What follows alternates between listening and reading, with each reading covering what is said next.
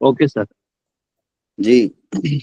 मैं बुंदेलखंड महाविद्यालय झांसी के द्वारा चलाई जा रही यूजीसी नेट जेआरएफ की मार्गदर्शन की निःशुल्क कक्षाओं में आप सभी शिक्षकों और छात्र छात्राओं का हूँ। हमारी आज की कक्षा जो रिसर्च एप्टीट्यूड पर है, जो कंटिन्यूएशन में डॉक्टर नितिन त्यागी सर की क्लास है, वो नितिन त्यागी जी का मैं यहाँ हार्दिक स्वागत करता हूँ, वंदन करता हूँ, अभिनंदन करता हूँ।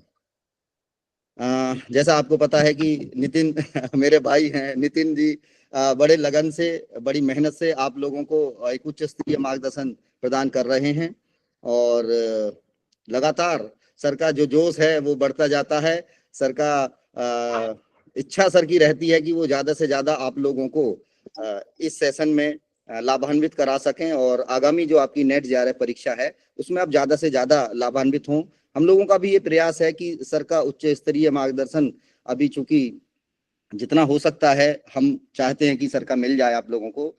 तो आज की कक्षा में मैं बिल्कुल विलंब ना करते हुए बड़े भाव से, बड़े प्यार से, बड़े सम्मान से डॉक्टर नितिन जी को आमंत्रित करूंगा कि वो अपनी कक्षा प्रारंभ करें। नितिन जी। बहुत बहुत धन्यवाद सर इन सुंदर शब्दों के लिए, इस स्नेह के लिए।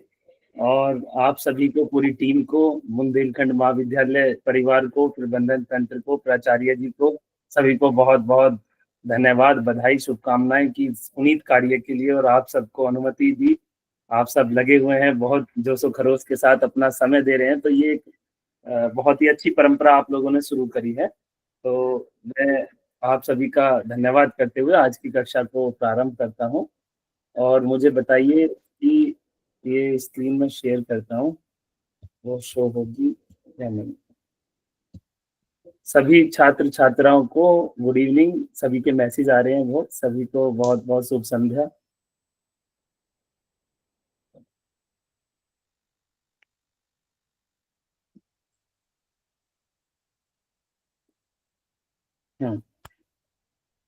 विजिबल है स्क्रीन? Yes sir. ठीक है, तो ये चल रहा था हमारा लेक्चर। तो हम थे कल कहाँ, शुरू करेंगे वहीं से जहाँ थे। ये सब था, क्लस्टर सैंपलिंग चल रहा था। तो अरविंद जी हैं? अरविंद जी? हाँ हाँ हाँ। कल का जो प्रश्न था आपका, अब जरा रिपीट करिए उसे। असल में क्या होता है ना रोविंद सर, ये इन सब क्लासेस के साथ ये जो नेट वाली हैं, पता नहीं क्या जुड़ा हुआ है कि मैंने जितनी भी क्लासेस ली है बहुत ही भागदौड़ में ली है। मतलब उस दिन तो कुछ ना कुछ खास काम निकल कर ही आता है, और वो सब भागदौड़ के बाद लगभग पढ़ाने का इतना मन करता है कि वो 1.5 घंटे तक हो जाता है। तो कई बार 1.5 घंटे तक लगातार वन साइडेड बोलने में कई चीजें ऐसी होती कि उस समय ना तो ठीक से प्रोसेस कर पाता माइंड, ना ही समझ में आती हैं। तो जो आम क्लासेस होती हैं उसमें तो ये है कि स्टूडेंट्स को भी बोलने का अवसर मिलता है, तो इंटरेक्शन होता है, तो तब तक टीचर को रिलैक्स मिल जाता है। लेकिन इनमें तो कंटिन्यूअस बोलना पड़ता है 1.5 घंटे तक, है ना। तो कई बार ऐसा होता है कि आपने कुछ पूछा उधर से बच्चों ने, और वो उस ठीक तरह से प्रोसेस ही नहीं हुआ, है ना। तो आप पूछिए अब क्या पूछ रहे थे। आज भी मैं थोड़ा भागदौड़ से आया हूँ, लेकिन अब मैं विचार करता हूँ। बताइए, अब कल का जो प्रश्न था वहीं से शुरू कर दीजिए, जो आपका था सैम्पलिंग एरर वाला। जी, ये क्वेश्चन था प्राचल के मान और तत्संबंधित सांख्यिकी के बीच का अंतर जाना जाता है। हाँ, तो इंग्लिश में इसको लिखा है, the difference between the value of parameter and that of corresponding statistics is known as. ठीक है, तो जैसा सभी स्टूडेंट ध्यान देंगे, बहुत ही महत्वपूर्ण जो है कॉन्सेप्ट है ये तो हुई आपकी बड़ी वाली पॉपुलेशन, जिसको पॉपुलेशन यूनिवर्स, टोटल पॉपुलेशन इस तरह से कहते हैं ये। यानी कोई भी जनपद ले लो, झांसी ले लो, झांसी जो जनपद है, झांसी जनपद, उसमें मान लो 20,000 बच्चे हैं 10वीं क्लास के या 9th क्लास के, ले लेते हैं 20,000 बच्चे 9th क्लास के हैं। तो वो सबकी सब पॉपुलेशन है। मान लो कोई टीचर या अरविंद जी ही झांसी में 9th क्लास के बच्चों पर कोई रिसर्च करना चाहते हैं, तो जितने झांसी जनपद के सारे सब बच्चे हैं, वो चाहे साइंस के हों, आर्ट्स के हों, वो सब के सब पॉपुलेशन कहलाएंगे, है ना। तो टोटल पॉपुलेशन, टोटल यूनिवर्स कहते हैं। अब इस पे पूरी स्टडी करना संभव नहीं होता। ये 3 वर्ड आप याद रखना, ये आपको बहुत लंबे समय तक काम आएंगे। श्रम, समय व धन, ये 3 वर्ड मैंने भी रट रखे हैं, तो ये रटने पड़ेंगे, एक बार रट लेना। तो श्रम को लेबर, समय को टाइम और धन को मनी कहते हैं। तो रिसर्च में इन 3 का बड़ा ध्यान रखना पड़ता है, पीएचडी रिसर्च में, है ना। टाइम बाउंड होना चाहिए पीएचडी, उसका एक टाइम है, यूजीसी ने निर्धारित कर रखा है। उसमें यदि आपको JRF मिलती है तो जो मिलती है उसी के अंदर करना पड़ेगा, यदि नहीं मिलती है तो फिर कैसे व्यवस्था करेंगे वो देखनी पड़ेगी। और श्रम, लेबर आप कितनी लगा सकते हैं, आपके पास कितनी टीम है, आप कितना काम कर सकते हैं, वो सब देखना पड़ता है। तो तीनों की दृष्टि से पूरी पॉपुलेशन का स्टडी करना संभव नहीं है ना। तो हम क्या करते हैं, वही जो कल हमने डिस्कस किया, छोटा सा एक इसका पार्ट निकाल लेते हैं जिसको हम सैंपल कहते हैं। तो ये सैंपल हुआ। अब भैया इस सैंपल पर, इसके हम ये डिस्कस कर चुके थे कल, मैं दोबारा बस एक तरह से रिवाइज करा रहा हूँ। इस सैंपल पर हम स्टडी करेंगे, जो इसका रिजल्ट निकल कर आएगा उस रिजल्ट को हम जनरलाइज करेंगे इस पूरी पॉपुलेशन पर, कि भाई इस सैंपल में ये निकला तो इस पूरी पॉपुलेशन पर ये लागू होगा। ऐसा जैसा ब्लड का हमारा सैंपल लेते हैं, उसमें जो कमी आई वो हमारे पूरे शरीर के ब्लड में कमी मान ली जाती है ना, ये होता है। अब ये यहाँ ध्यान रखने की जरूरत है कि जो पॉपुलेशन का यदि आप पूरी स्टडी करो और इसका जो मीन निकालो, मीन पूरी पॉपुलेशन का स्टडी करके जो मीन निकालोगे उसे बोलेंगे पैरामीटर। और जो ये सैंपल की जो मीन निकालोगे आप, मान लो सैंपल में अरविंद जी ने शामिल करे 40-40 बच्चों के 2 ग्रुप, है ना। तो टोटल 80 बच्चे हुए, तो सैंपल माना जाएगा 80 बच्चों का। अब इन 80 बच्चों पे स्टडी करके जो रिजल्ट आएगा, इनका जो मीन निकाला जाएगा टेस्ट लेने के बाद में मीन, उसको हम कहते हैं स्टैटिस्टिक। ये पेन चलता नहीं है, स्टैटिस्टिक, इससे भी एक कहानी जुड़ी हुई है, इसके बारे में भी हम बात करते हैं। स्टैटिस्टिक, हाँ। तो ये 2 कॉन्सेप्ट हुई। तो इसे कहते हैं स्टैटिस्टिक्स, जो सैंपल का जो मान निकल का आता है, कोई भी मीन जो आता है, मीन निकाला, मीडियन निकाला, मोड जो भी आप निकाल रहे हैं वो स्टैटिस्टिक कहलाएगा, ये पैरामीटर कहलाएगा, है ना। तो अब अरविंद जी वाले क्वेश्चन पाने से पहले एक महत्वपूर्ण कॉन्सेप्ट क्लियर कर लेते हैं। तो कई बार तो यही क्वेश्चन आ जाता है कि एक शोधकर्ता संपूर्ण जनसंख्या का अध्ययन करके एक मान निकालता है ना, उस मान को कहा जाएगा प्राचल, स्टैटिक्स, न्यादर्श, कोई नहीं, और डिस्ट्रैक्टर 1-2 डाल देगा, है ना। तो यदि पूरी पॉपुलेशन की स्टडी हो चुकी है, कर ली है, ऐसा कम ही केसेस में होता है, मेनली सेंसस में होता है, जो जनगणना होती है, सेंसस, है ना। जनगणना में सरकार एक-एक व्यक्ति को गिनवाती है, हालांकि त्रुटि वहां भी हो सकती है, कोई छूट जाए, लेकिन वो इतने बड़े लेवल पर कराते हैं तो वो मान ली जाती है कि सब व्यक्तियों को गिना गया है। तो जो जनगणना होती है, सेंसस होती है, उसमें तो इसका पूरा स्टडी हो जाता है। लेकिन सामान्यतः आप यही मान के चलिए कि एजुकेशनल और जितने भी हमारे बिहेवियरल साइंसेस की सब्जेक्ट है, उनमें हम जो पीएचडी रिसर्च करते हैं, पूरी पॉपुलेशन को कभी भी इन्वेस्टिगेट नहीं किया जा सकता, उसकी स्टडी नहीं की जा सकती, सैंपल के माध्यम से ही हम करते हैं, यही प्रोसीजर हम अपनाते हैं। तो इसको कहते हैं पैरामीटर, इसको कहते हैं स्टैटिस्टिक्स। तो यदि तुमने पूरी जनसंख्या का मान निकाल लिया है और वो स्टडी कर ली है, वो मान लो आया 30 निकलकर, पूरी जनसंख्या का मीन निकाला आपने और ये निकलकर आया 31, तो या 32 या 33, ज्यादा डिफरेंस इनमें आ रहा है, तो ये जो डिफरेंस है इसको कहते हैं ये एरर हुई है। अब यही अरविंद जी का सवाल था। तो इससे पहले ये वाली बात भी याद रखना कि पॉपुलेशन का जो मान है पूरी का, वो पैरामीटर कहलाता है और सैंपल का मान स्टैटिस्टिक कहलाता है। डाइट का इंटरव्यू था, शायद 2019 की बात है, मेरे एक मित्र का फोन आया, उन्होंने कहा कि इंटरव्यू बोर्ड ने उनसे क्वेश्चन पूछा है कि यहाँ लिखो एक तरफ स्टैटिस्टिक और दूसरी तरफ यहाँ लिखो स्टैटिस्टिक्स, ये, और इन दोनों का डिफरेंस बताओ, क्या डिफरेंस है इन दोनों में, स्टैटिस्टिक और स्टैटिस्टिक्स में क्या अंतर है। तो साथियों, कोई साथी बताना चाहे, किसी को पता हो तो बता दीजिए, आप में से बता दोगे तो मेरी एनर्जी थोड़ी कम वेस्ट होगी। चलिए, तो स्टैटिस्टिक ये है सिंगुलर, है ना, ये इसका पेन है खराब, ये है सिंगुलर, तो एक कोई मान है ना, एक मान की बात चल रही है, और एस लगा दिया तो बहुत से मान, प्लूरल हो गया है ना।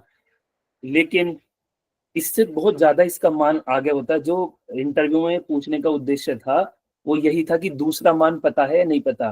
तो आपको याद रखना है कि जब भी मेरे मुंह से स्टैटिस्टिक निकलेगा, या कहीं आप प्रति दर्शज हिंदी में ये शब्द लिखा देखेंगे और इंग्लिश में स्टैटिस्टिक, तो इसका मतलब समझ जाना, मीन की या तो बात हो रही है, या मोड की बात हो रही है, या स्टैंडर्ड डेविएशन की हो रही है, या मीडियन की हो रही है, या टी टेस्ट की हो रही है, किसी की बात हो रही है। इसका मतलब कोई एक टेस्ट की बात हो रही है।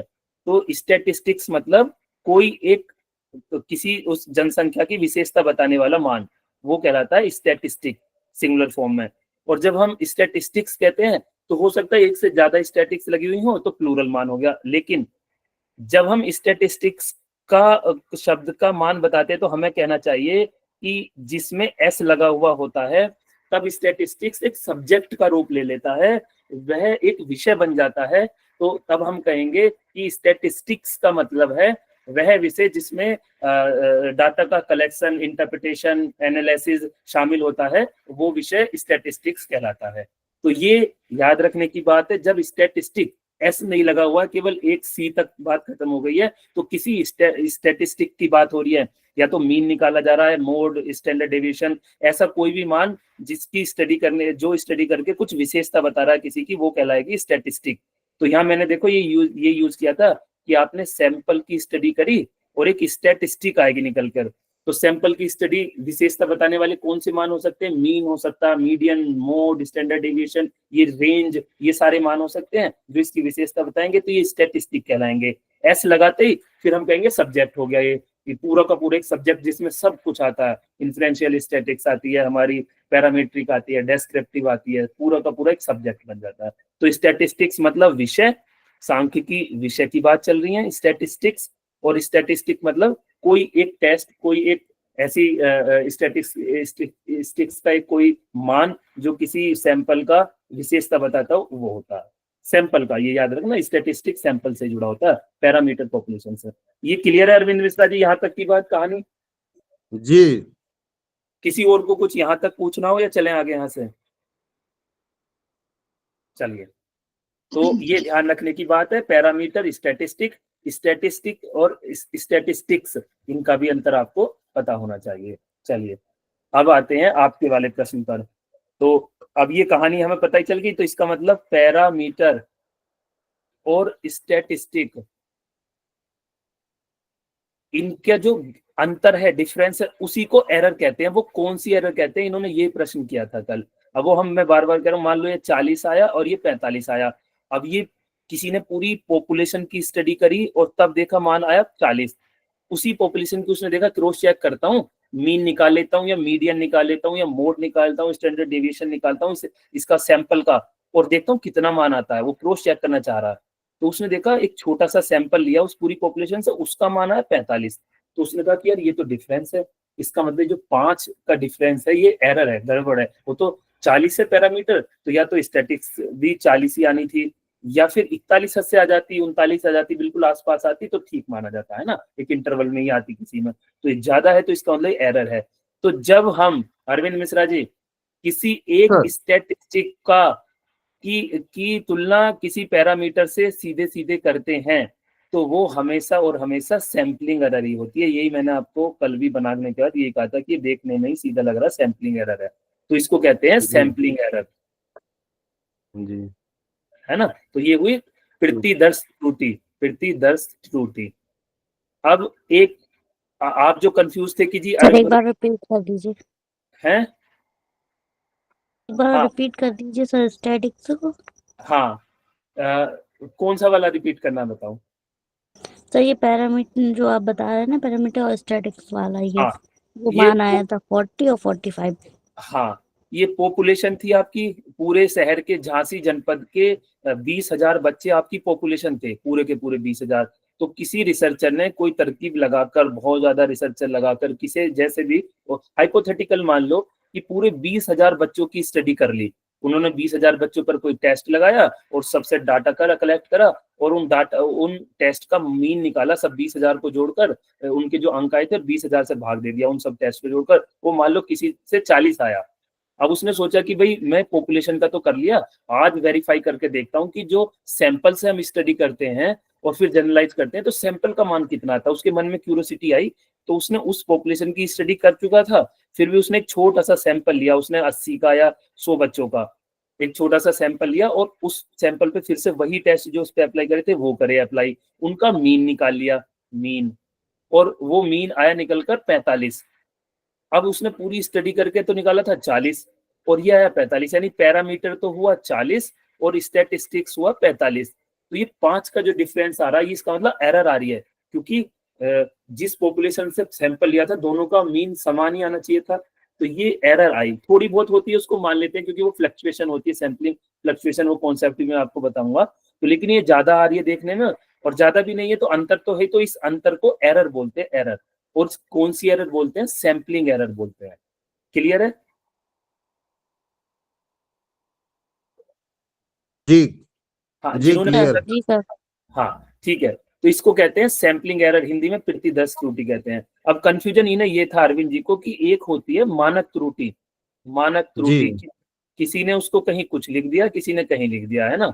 तो जी थोड़ा सा जो नॉन स्टैटिकल बैकग्राउंड के हैं वो थोड़ा जो है बोर ना हो और ध्यान से सुने, ये कॉन्सेप्ट उनके लिए भी उतनी ही महत्वपूर्ण है असल में, है ना।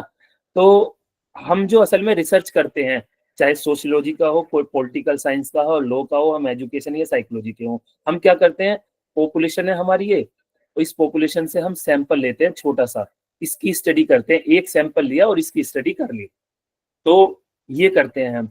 लेकिन मान लो अरविंद मिश्रा जी ने जो टॉपिक लिया था, इन्होंने एक छोटा सा सैंपल लिया, एक ये और उसी समय मयंक भाई बोले कि चलो मैं भी इसी स्टडी को रिप्लिकेट करता हूं, मैं इसको दोबारा दोहराऊंगा और मैं भी एक सैंपल इससे ले लेता हूं। तो एक ले लिया मयंक जी ने सैंपल इसी से ही, वो सेम स्टडी बिल्कुल, अरविंद जी अपनी अलग कर रहे हैं, उसी पॉपुलेशन से सैंपल लेकर मयंक जी अलग कर रहे हैं। मैं भी बिल्कुल फ्री पड़ा हुआ था, तो मैंने कहा कि जब दोनों मित्र लगे हुए हैं तो लो भी मैं भी इस पॉपुलेशन से एक अलग सैंपल लेता हूँ और मैं भी इसकी स्टडी करता हूँ, मैं देखता हूँ क्या आता है। तो तीसरा सैंपल मैंने ले लिया। रोबिन सर बोले भैया काम मुझे अभी कुछ नहीं है, विंटर ब्रेक आ रहे हैं, तो एक सैंपल मैं भी ले लेता हूँ। तो उसी पॉपुलेशन से एक सैंपल इन्होंने भी ले लिया, तो एक चौथा सैंपल आ गया। हाँ, चंचल मैडम बोली कि मैं ही क्या कम हूँ, मैं भी देखूंगी करके क्या आता है, रिसर्च तुम क्या कर रहे हो। तो एक सैंपल ले लिया चंचल मैडम ने, 5वां, और ऐसे ही करते करते बहुत सारे सैंपल हमने ले लिए। तो आमतौर पर क्या, हमेशा ही 100% ही हम सब लोग जो पीएचडी करते हैं पॉपुलेशन से एक सैंपल लेते हैं, उसकी स्टडी करते हैं और अपनी पीएचडी कर लेते हैं, उसको जनरलाइज कर देते हैं रिजल्ट को पॉपुलेशन पर यदि सोचो हमने तो एक ही सैंपल लिया, यदि हम दूसरा सैंपल लेते, तीसरा लेते, क्या वही मान आता जो हमारा आया है? वो हम कर रहे हैं अब कि भाई हम तो खुश हो गए, हमने एक सैंपल ले लिया और हमने स्टडी पूरी पीएचडी कर दी, है ना। तो अरविंद जी का काम तो यही खत्म हो रहा था, इन्होंने अपनी पॉपुलेशन से सैंपल लिया, इस पर पीएचडी करी और काम खत्म कर दिया। आपने बता दिया कि जी मेरा तो इसका मीन जो आया था वो 32 आया था और वो पॉपुलेशन का इंटरवल से वो एस्टिमेट करते हैं, वो दिखा दिया कि इसी इंटरवल में पड़ रहा है, मेरा तो देखो काम हो गया, है ना। लेकिन मयंक जी ने भी सैंपल लिया। अब मयंक जी ने जो सैंपल लिया, इसमें इनका जो मीन आया वो आया 36, मेरा आया 37, रोबिन सर का 40 और जो चंचल मैडम ने अपना मीन निकाला इनका आया 39। अब भैया ये उसी पॉपुलेशन के सैंपल हैं जहां से अरविंद सर ने लिया था, जो जिस पर अपनी पीएचडी कर रहे थे। तो ये इनका मीन 32 था, उसी पॉपुलेशन से सैंपल लेकर सेम वे में पीएचडी स्टडी की गई, उनका 36 था, इनका 37, इनका 40। तो ये सब मान अलग आए सैंपल के। तो पहली बात तो ये यहाँ एक कॉन्सेप्ट आपकी क्लियर हो जाए कि ये जो सैंपल छोटे छोटे लिए गए हैं, यदि इनको ये कॉन्सेप्ट होती है एनपीसी की, नॉर्मल प्रोबेबिलिटी कर्व, ये होती है ऐसे, ये बेल शेप्ड होती है, घंटी के आकार की होती है और ये बताती है, ये कर्व है, थ्योरेटिकल कर्व है, वास्तव में कुछ है नहीं, केवल सांख्यिकी विदों ने बताया कि दुनिया में यदि किसी एक विशेषता को ले लिया जाए और उसको ग्राफ पेपर पर उसको प्लॉट किया जाए तो वो ऐसी शेप बनती है उसकी, हमेशा घंटी के आकार की बनती है।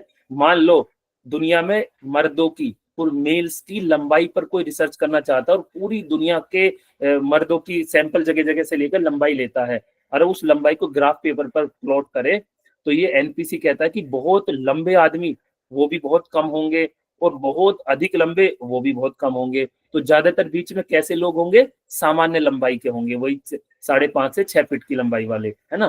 तो बहुत टॉलर जो 7 फुट के हो, 8 फुट के हो, उनकी भी संख्या बहुत कम होगी, क्योंकि ये किनारे पे कमी को दर्शाता है ना, और ये नकारात्मक कमी को। तो बहुत जो बोने होते हैं, डार्फ होते हैं, वो भी बहुत कम होंगे कि कोई 3 फुट का 2 फुट का ही आदमी है ना, और बहुत 8 फुट वाले 9 फुट वाले भी कम होंगे। तो सामान्य लोग इसी में होंगे। तो एनपीसी सामान्य वितरण को दर्शाता। आप रंग ले लो, आप पेड़ों की लंबाई ले लो, आप कोई भी विशेषता ले लो, वो एनपीसी के साथ आएगी। इस नेचर ने इस तरह से डिस्ट्रीब्यूट किया है, नॉर्मल ज्यादा है। अब उसका वो आपको किसी दिन फिर समझाऊंगा कि +1 सिग्मा में कितने केसेस आते हैं, +2 में कितने आते हैं, वो अभी बाद में करेंगे, है ना।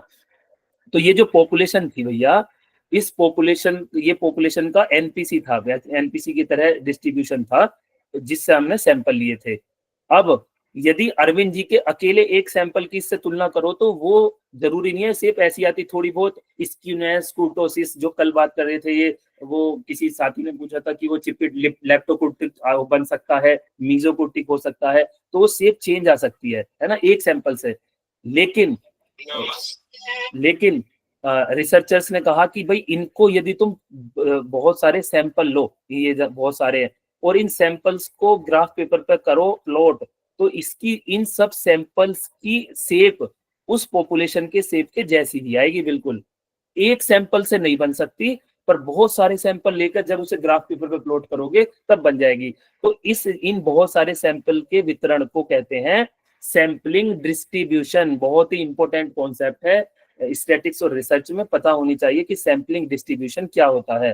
तो सैंपलिंग डिस्ट्रीब्यूशन होता है भैया किसी पॉपुलेशन से जब बहुत सारे छोटे छोटे हम सैंपल ले लेते हैं और उनको किसी ग्राफ पेपर पर प्लॉट करते हैं, तो उस मान को कहते हैं हम सैंपलिंग डिस्ट्रीब्यूशन हमने कराया। तो ये सैंपलिंग डिस्ट्रीब्यूशन है। एक बात हुई, अब दूसरी कॉन्सेप्ट निकालो। इसका मीन अलग था, इसका अलग था, इसका अलग था, सबके मीन अलग थे।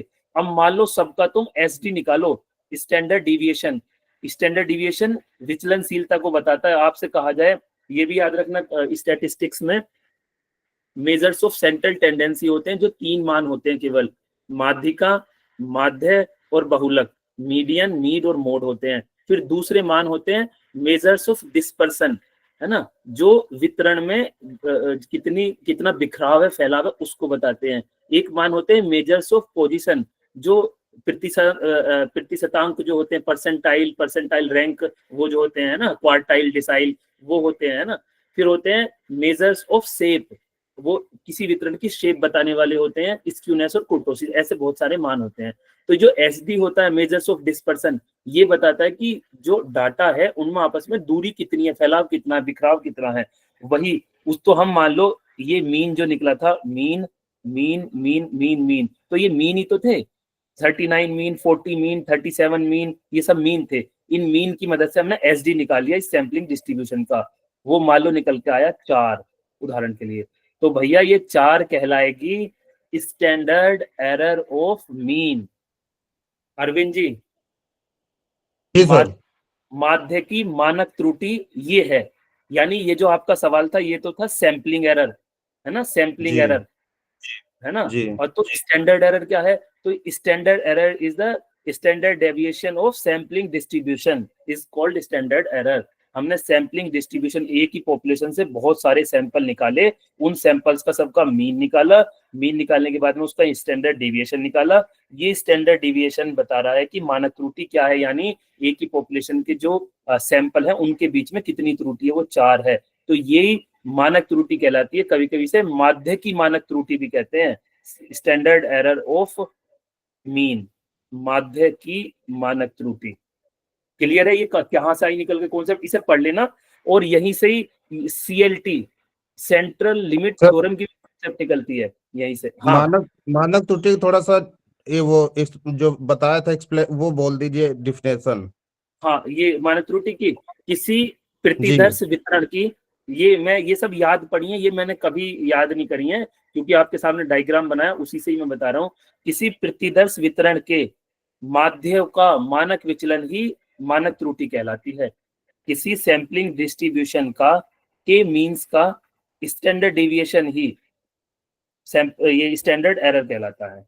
बहुत ही इंपॉर्टेंट कॉन्सेप्ट है, जल्दी से समझ में नहीं आती, हर किताब में दी भी नहीं होती है। और मैं जब पीएचडी कर रहा था तो मुझसे ये एक लेक्चर लेने आए थे प्रोफेसर, देवी अहिल्या यूनिवर्सिटी इंदौर से आए थे। सर दो हाँ सर हाँ एक बार डेरिवेशन फिर से समझा दीजिए थोड़ा। हाँ, ये तो देखो पॉपुलेशन है आपकी झांसी जनपद जी। के पूरे 20,000 बच्चे हैं ये वाले। अब नॉर्मल पीएचडी में तो क्या करता है व्यक्ति, एक सैंपल लेगा, उसी पे स्टडी करेगा, उसका जो मान आएगा पूरी पॉपुलेशन पे लागू कर देगा। ऐसे ही होता है, यही तरीका, पूरी स्टडी कभी नहीं की जाती। लेकिन हाइपोथेटिकली ये वाली बात भी तो निर्भर रहती है कि भाई हमने एक सैंपल लिया, यदि हम दूसरा लें तो क्या दोनों का मान समान आएगा? नहीं आने का, क्योंकि नहीं। पॉपुलेशन में वेरिएशन है। तो स्टैटिस्टिशियंस कहते हैं कि यदि एक और सैंपल लिया जाए, एक और लिया जाए, दूसरा लिया जाए, तीसरा लिया जाए, 10 20 50 सैंपल लिया जाए, तो सब में जरूर कुछ ना कुछ भिन्नता होगी। लेकिन यदि उन सबके मीन को निकालकर डिस्ट्रीब्यूट कर इस पे एनपीसी पर डाल दिया जाए तो उसकी शेप तो जरूर पॉपुलेशन के जैसी होगी, लेकिन मान अलग होंगे, भिन्न होंगे। और उस मान की भी जो भिन्नता है वही मानक त्रुटि कहलाती है। तो ये मान थे, इस पॉपुलेशन का चंचल मैडम ने 39 निकाला, मेरे वाले का 40 आया, मयंक सर वाले का, रोबिन सर वाले का 37, मयंक सर वाले का 36, अरविंद जी का 32 आया। ये सारे मीन है, मीन माध्य है। मीन निकाले, इन मीन से स्टैंडर्ड डिविएशन निकाली, वो मान लो 4 आई निकलकर, तो ये 4 ही मानक त्रुटि कहलाएगी। मान लो इन दो के ग्रुप के बीच हमने देखा, इन दोनों का हमने एसडी निकाला, एसडी, और वो 4 आया, तो इसका मतलब मानक त्रुटि कहलाएगी, माध्य की मानक त्रुटि कहलाएगी।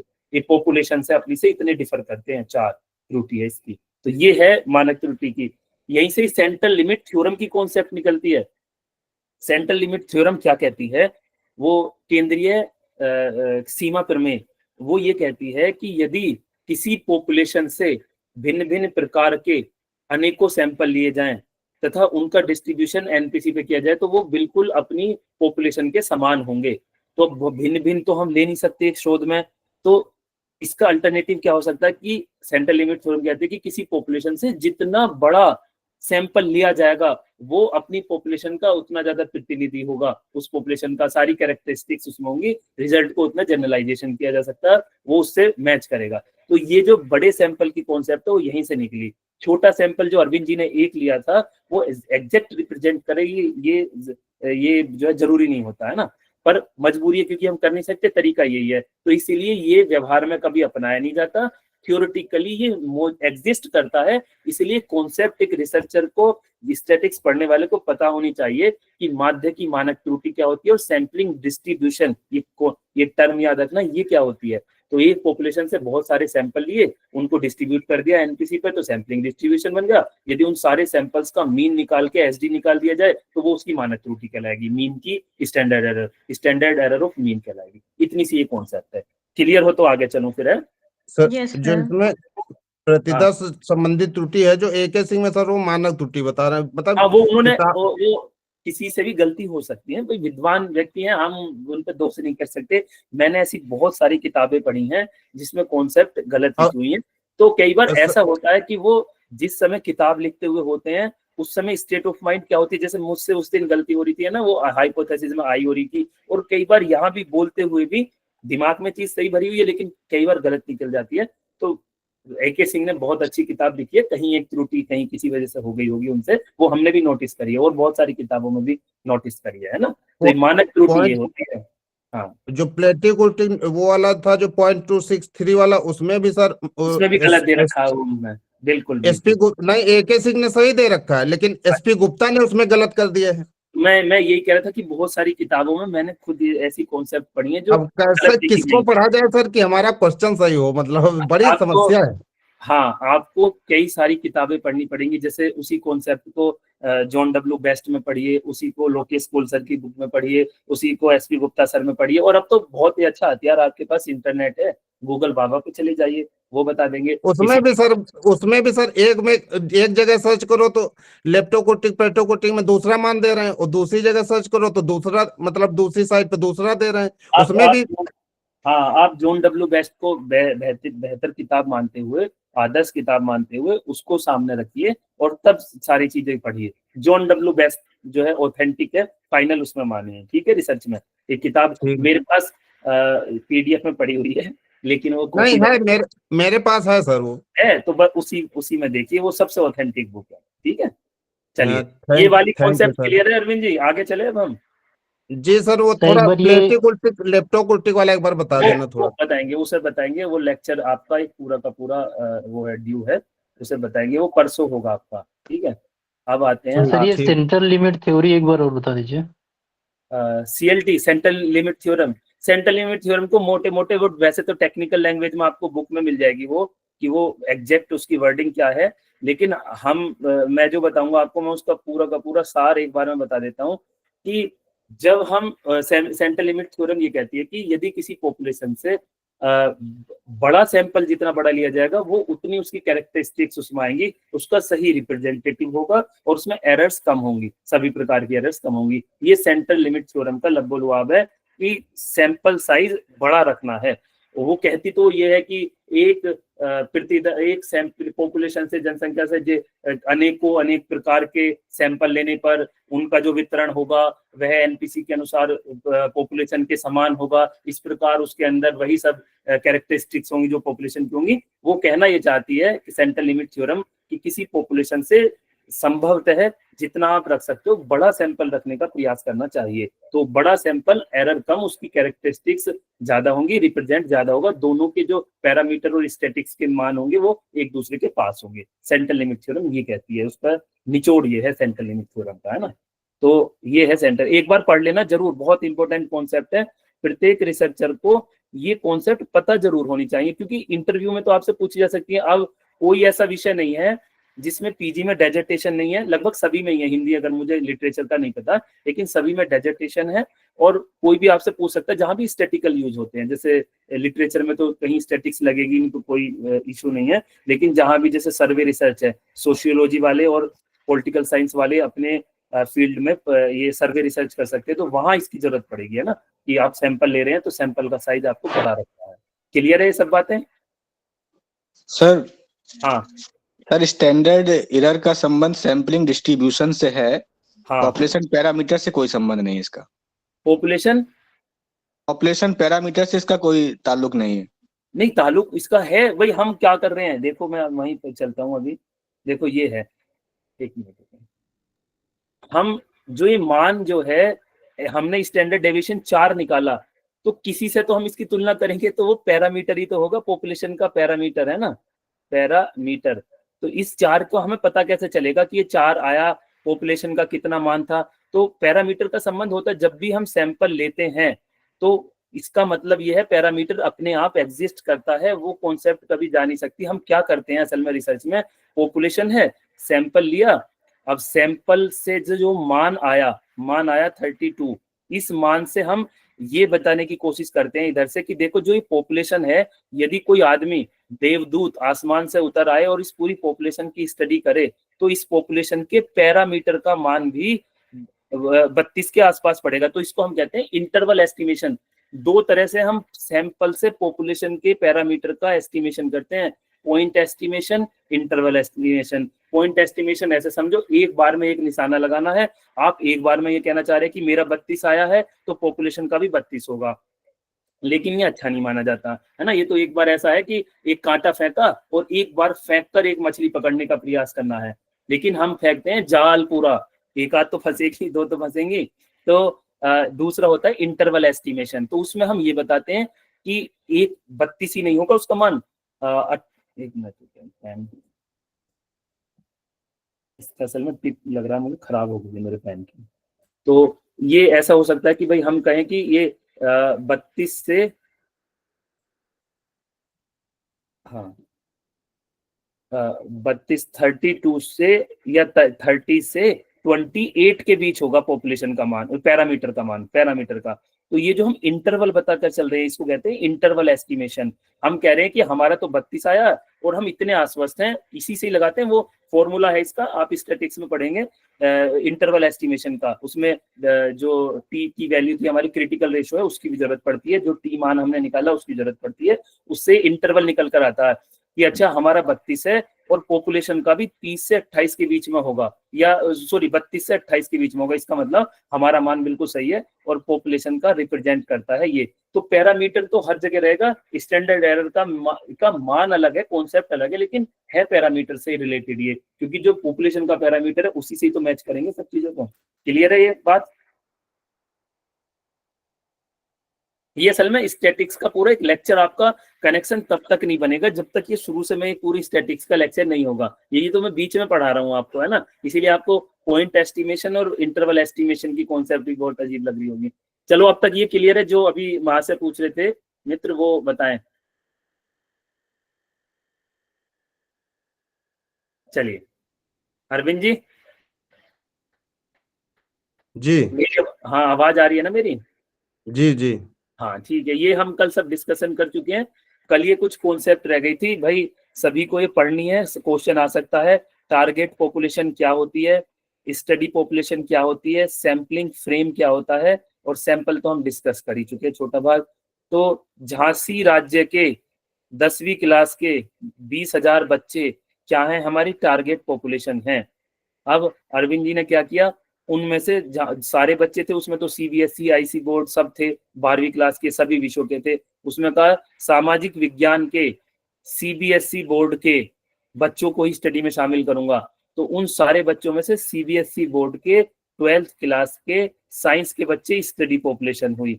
अब उन सारों की एक सूची तैयार करना, कौन कितने स्कूल लेने हैं मुझे, एक स्कूल में कितने बच्चे हैं, ये जो सब काम होता है इसको कहते हैं सैम्पलिंग फ्रेम। इसी फ्रेम से ही सैंपल लिया जाता है। तो टारगेट पॉपुलेशन पूरी की पूरी जनसंख्या, टोटल जनसंख्या, उसमें से स्पेसिफाई नैरोअर जो करते हैं हम उसको, वो स्टडी पॉपुलेशन होती है। उस स्टडी पॉपुलेशन का एक लिस्ट तैयार करते हैं जिसको कहते हैं सैम्पलिंग फ्रेम, और उस सैम्पलिंग फ्रेम से सैंपल लेते हैं। क्लियर है? सिंपल ये सैंपल स्टैटिक्स। जब इसका मीन निकालेंगे, मीडियन निकालेंगे या मोड निकालेंगे, वो कहलाएगा सैंपल स्टैटिक्स, जो भी मान हम यूज कर रहे हैं, है ना। फिर उसकी रिलायबिलिटी और वैलिडिटी देखते हैं, फिर उसके आधार पर हम अनुमान लगाते हैं। अनुमान किसका अनुमान? जो मैं अभी बता रहा था, पॉइंट एस्टिमेशन या इंटरवल एस्टिमेशन, कि भाई पॉपुलेशन के लिए सैंपल के मान जो है कितने उसके पैरामीटर के आसपास हैं, ये स्टैटिक्स के मान पैरामीटर के कितने आसपास हैं। और जब वो उसके इंटरवल में पढ़ते हैं तब हम कह देते हैं कि देखो जो ये निकल कर आया रिजल्ट, ये पूरी पॉपुलेशन पर, यानी इस पूरी पॉपुलेशन पर लागू किया जा सकता है, तब हम ये कहते हैं। तो target population, study population, sampling frame और सैंपल, ये चारों कॉन्सेप्ट आपको क्लियर है। मैं इन्हें लिख के भी लेकर आया हूँ। टारगेट पॉपुलेशन का दूसरा नाम क्या है? यूनिवर्स भी कहते हैं, थ्योरेटिकल पॉपुलेशन कहते हैं। ये भी आप याद रखना, ये मुख्यतः पूछ लिए जाते हैं, इसीलिए लिखे हुए हैं। स्टडी पॉपुलेशन, एक्सेसिबल पॉपुलेशन भी कहते हैं, प्रैक्टिकल पॉपुलेशन कहते हैं। तो ये याद रखना है इनको, है ना। ये दूसरे मान एक बार पढ़ लेना, एक बार में आपको ऐसा नहीं रहेगा कि आपने पढ़े नहीं। सैम्पलिंग फ्रेम किसे कहते हैं वो भी है, उदाहरण भी है उसका। सैंपल जनरलाइजेशन, ये सारी की सारी टर्म आप याद रखना, है ना। ये कल हमने डिस्कशन शुरू कर दिया था अपना, और मैं निकाल लेता हूँ जो लेक्चर है आज का, कल जो चल रहा था।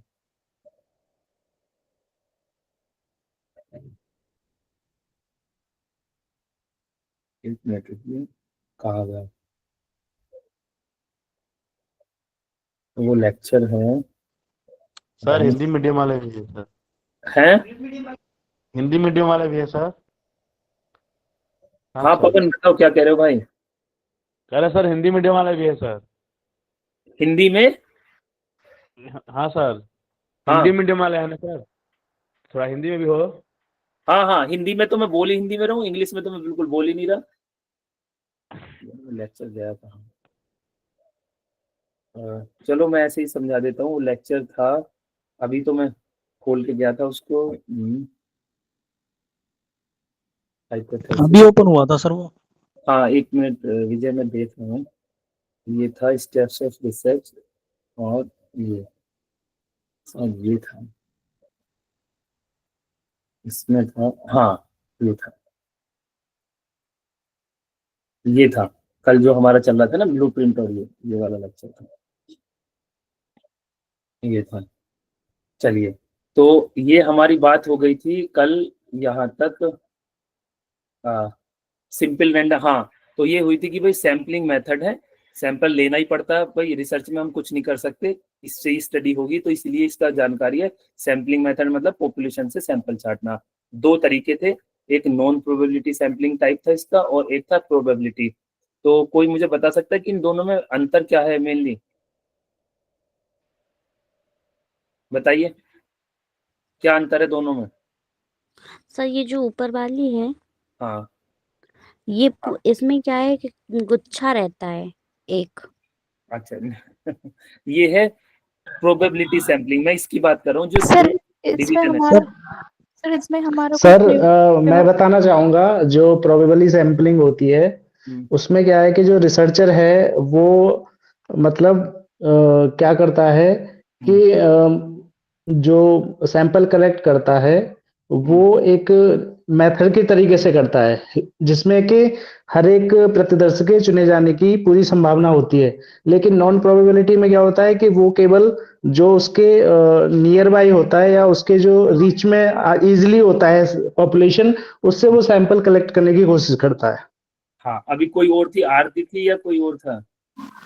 हाँ सर वो ये सर प्रोबेबिलिटी में तो है कि हर जो हम चुनेंगे हर एक आउटकम, हर एक जो उसकी यूनिट है उसकी चुनने की प्रायिकता सेम है, और दूसरे में सर ऐसा नहीं है। अच्छा ठीक है, और कोई फटाफट बताइए साथी। सर नॉन प्रोबेबिलिटी अगर हम सैंपलिंग से अपना सैंपल चुनते हैं तो उसमें बायसनेस आने के चांसेस ज्यादा होते हैं। हाँ। क्योंकि वहाँ जो रिसर्चर होगा वो उसमें अपना मतलब फायदा देखता है कि उसे ज्यादा मेहनत ना करनी पड़े। ऑन प्रोबेबिलिटी से अगर हम सैंपल, हाँ 3 लोग और हैं, फटाफट एक एक लाइन में जवाब देंगे। निशित, प्रिंसी और लवली, तीनों एक एक बार में बता दीजिए, तीनों ने हैंड रेज कर रखे। चलिए निशित, प्रिंसी और लवली। नहीं, चलिए तो हाँ प्रिया बताना चाहोगी? Sir yes sir. अमित बताइए पहले, अमित बोलिए।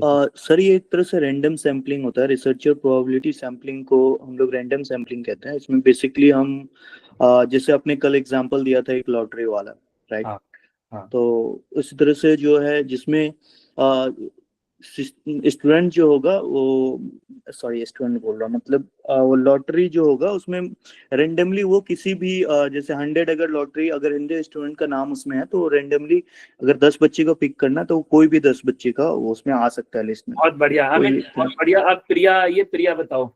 प्रिया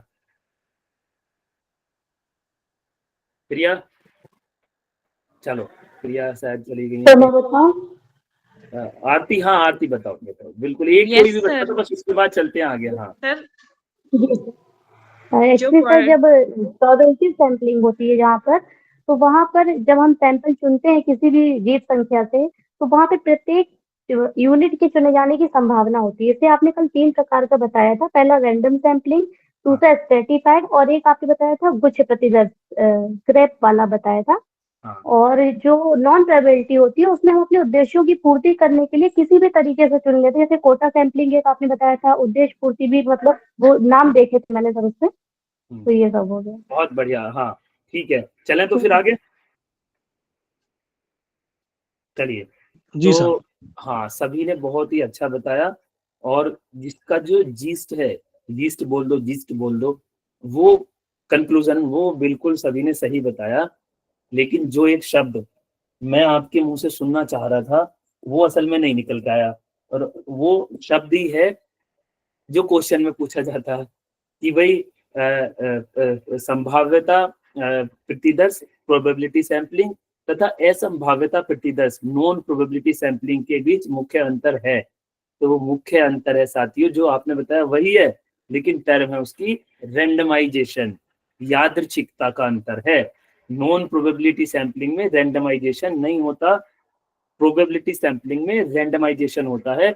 इसीलिए प्रोबेबिलिटी सैंपलिंग के प्रत्येक भाग के साथ रैंडमाइजेशन या रैंडम शब्द जरूर लगेगा। Simple random sampling, clustered random sampling, systematic random sampling, stratified random sampling, multi stage random sampling, क्योंकि रैंडमाइजेशन हुआ है। यानी रैंडमाइजेशन का मतलब वही है जो आप सबने कहा कि प्रत्येक इकाई के चयन होने की समान संभावना है। और ये भी याद रखना मुझे एक प्रोफेसर ने बताया कि जब आप ये कहते हो कि प्रत्येक इकाई के चयन की समान संभावना है, तो भाई साथ में एक वर्ड और जोड़ दो, ये बहुत ही अच्छा बन जाएगा कि प्रत्येक इकाई के समान चयन व अस्वीकार होने की समान संभावना। तो जो आप कह रहे हो कि भी प्रत्येक इकाई के चयन की समान संभावना सही है, साथ में ये और जोड़ दो कि प्रत्येक यूनिट के सिलेक्शन और रिजेक्शन के इक्वल चांसेस होते हैं। सिलेक्शन और रिजेक्शन, दो चीज बोल दीजिए, बहुत अच्छा हो जाएगा। तो भाई याद रखना आज के बाद प्रोबेबिलिटी सैंपलिंग और नॉन प्रोबेबिलिटी सैंपलिंग में अंतर रैंडमाइजेशन का होता है। एक में रैंडमाइजेशन करते हैं, एक में नहीं करते हैं। क्लियर है विजय? जी सर। चलो, तो सिंपल रैंडम सैंपलिंग बात हो चुकी थी। और विपिन ने कल इसमें पूछा था कि सर यदि 100 लोग हैं और 10 चुनने हैं, तो यदि इनमें से एक एक करके निकाल दिया तो जब 90वां बचेगा तो इसकी तो एक वाले की जो लास्ट वाला 10वां चुना जाएगा, इसकी तो बहुत कम प्रोबेबिलिटी रह गई औरों के मुकाबले। तो उसके दो मेथड हम डिस्कस कर ही चुके थे, सैंपल विद रिप्लेसमेंट और सैंपल विदाउट रिप्लेसमेंट। तो सैंपल विद रिप्लेसमेंट में क्या करते हैं, जो निकाला था डिब्बे में से उसको दोबारा डाल देते हैं, फिर और दूसरा निकाला फिर उसको भी दोबारा डाल देते हैं तीसरा चुनने के लिए। तो ये सैंपल विद रिप्लेसमेंट हुआ। सैंपल एंड विदाउट रिप्लेसमेंट में उसको निकाल के अलग रख देते हैं, कम रख देते हैं। तो जो सैंपल विदाउट रिप्लेसमेंट है, ज्यादातर वो उस जगह यूज होता है जहां पर ड्रॉ या लॉटरी निकलती है। तो मान लो 10 लोगों में से एक लॉटरी निकलनी थी, तो 10 में से विपिन का ही नाम ले लो, मान लो पहला नाम आया विपिन का और लॉटरी निकल गई, तो विपिन का नाम दोबारा नहीं डाला जाएगा, क्योंकि उसमें बस इक्वल चांस है कि भाई एक बार जो नाम निकल गया बाहर निकालो, उसको इनाम तय हो गया। तो विपिन को इनाम तैयार हो गया, नाम तैयार हो गया, तो विपिन को बाहर निकाल दिया गया, तो 9 ही नाम रह गए। अब 9 में से ही करना पड़ेगा, यहाँ यादृच्छिकता नहीं देखी जाएगी, क्योंकि विपिन को दोबारा डाल के उसके इनाम, वो व्यवस्था गड़बड़ हो जाएगी कि दोबारा विपिन का इनाम आ गया इनाम में, है ना। ऐसी जगह पर जहाँ लॉटरियां लगती हैं, कोई चीज किसी को गिफ्ट के रूप में देनी होती है, तो सामान्यतः सैंपलिंग विदाउट रिप्लेसमेंट हम करते हैं, उसको निकाल के अलग ही रख देते हैं, संख्या कम होती रहती है अलग रखते हैं, और विद रिप्लेसमेंट में उसको दोबारा शामिल कर लेते हैं। ये था क्लस्टर सैंपलिंग, जो था डिस्कस कर चुके हैं, गुच्छे के रूप में लेते हैं, जैसे केले का गुच्छा ऐसे ही क्लास का गुच्छा लेते हैं, इंटैक्ट ग्रुप ले लेते हैं, पूरे पे स्टडी हम करते हैं। तो वो होता मल्टी स्टेज भी यहीं से आ गई थी, यानी क्लस्टर सैंपलिंग में तो केवल एक स्टेज होती है, डायरेक्ट स्कूल में गए और हमने सेक्शन ले लिए, एक स्टेज हुई। मल्टी स्टेज में कई स्टेज होती हैं, 2 3 4 स्टेज हो सकती हैं, और आते फिर वो लास्ट में हम यहीं पर ही हैं क्लस्टर लेने पर। इसीलिए बहुत से लोग क्लस्टर सैंपलिंग भी इसको कहते हैं, इसका एक भाग कहते हैं, एक्सटेंडेड भाग कहते हैं।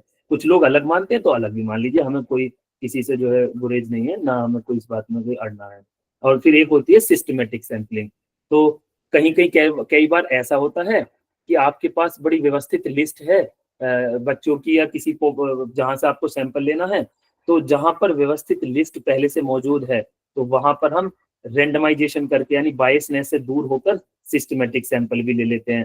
तो मान लो एक क्लास में है 50 बच्चे हैं, एक क्लास में 50 बच्चे हैं, आपको 5 बच्चे चुनने हैं, 5 बच्चे चुनने हैं किसी एक्सपेरिमेंट के लिए, किसी काम के लिए, किसी प्ले के लिए, जो भी है। प्ले के लिए तो खैर पर्पजिव सैंपलिंग से चुनेंगे, किसी और काम के लिए चुनने की 5 बच्चे ले लो, रैंडमली उठा लो और इनसे ये काम कराएंगे। तो 5 बच्चे लेने हैं तो क्लास में, तो 1 से 50 तक के रोल नंबर है उनके। तो आप क्या करोगे, जितने बच्चे लेने होते हैं या जितना सैंपल, जितनी संख्या लेनी होती है उससे डिवाइड कर देते हैं टोटल नंबर को। तो 5 से 50 को डिवाइड करो तो 10 आया, 5 10 जा 50 है ना, तो 10 आया। तो इसका मतलब इंटरवल बनेंगे इसमें 5, यानी हर 10 बच्चों में से एक बच्चा लिया जाएगा, 10 और 10 20 और 10 30 और 10 40 और 10 50। हर 10 बच्चों में से एक बच्चा लिया जाएगा और हमारे पास 5 आ जाएंगे। तो ये जो पहले 10 बच्चे हैं, इनमें से जो वह बच्चा हम लेंगे फिर उसमें 10 जोड़ के अगला वो वाला बच्चा लेंगे। अब मान लो इन 10 बच्चों में, अब यहाँ एक गड़बड़ होती है, कई बार रिसर्चर जो भी यहाँ पीएचडी आप भी करोगे सब लोग भविष्य में, तो ये ध्यान रखने की बात है, यदि सिस्टमेटिक सैंपलिंग यूज कर रहे हो तो वो क्या करते हैं कि सबसे पहला ही बच्चा ले लेते हैं, या अपनी मन की मर्जी से कोई सा एक बच्चा ले लेते हैं इन 10 में से, है ना। तो वो अपनी मन की मर्जी से नहीं लेना, ना पहला ही लेना। इन 10 बच्चों के नाम आप एक बाउल में डाल दो, 10 बच्चों के पहलों के, और इनमें से कोई एक उठा लो रोल नंबर वाला, उसका रोल नंबर भी हो, उसका नाम भी हो।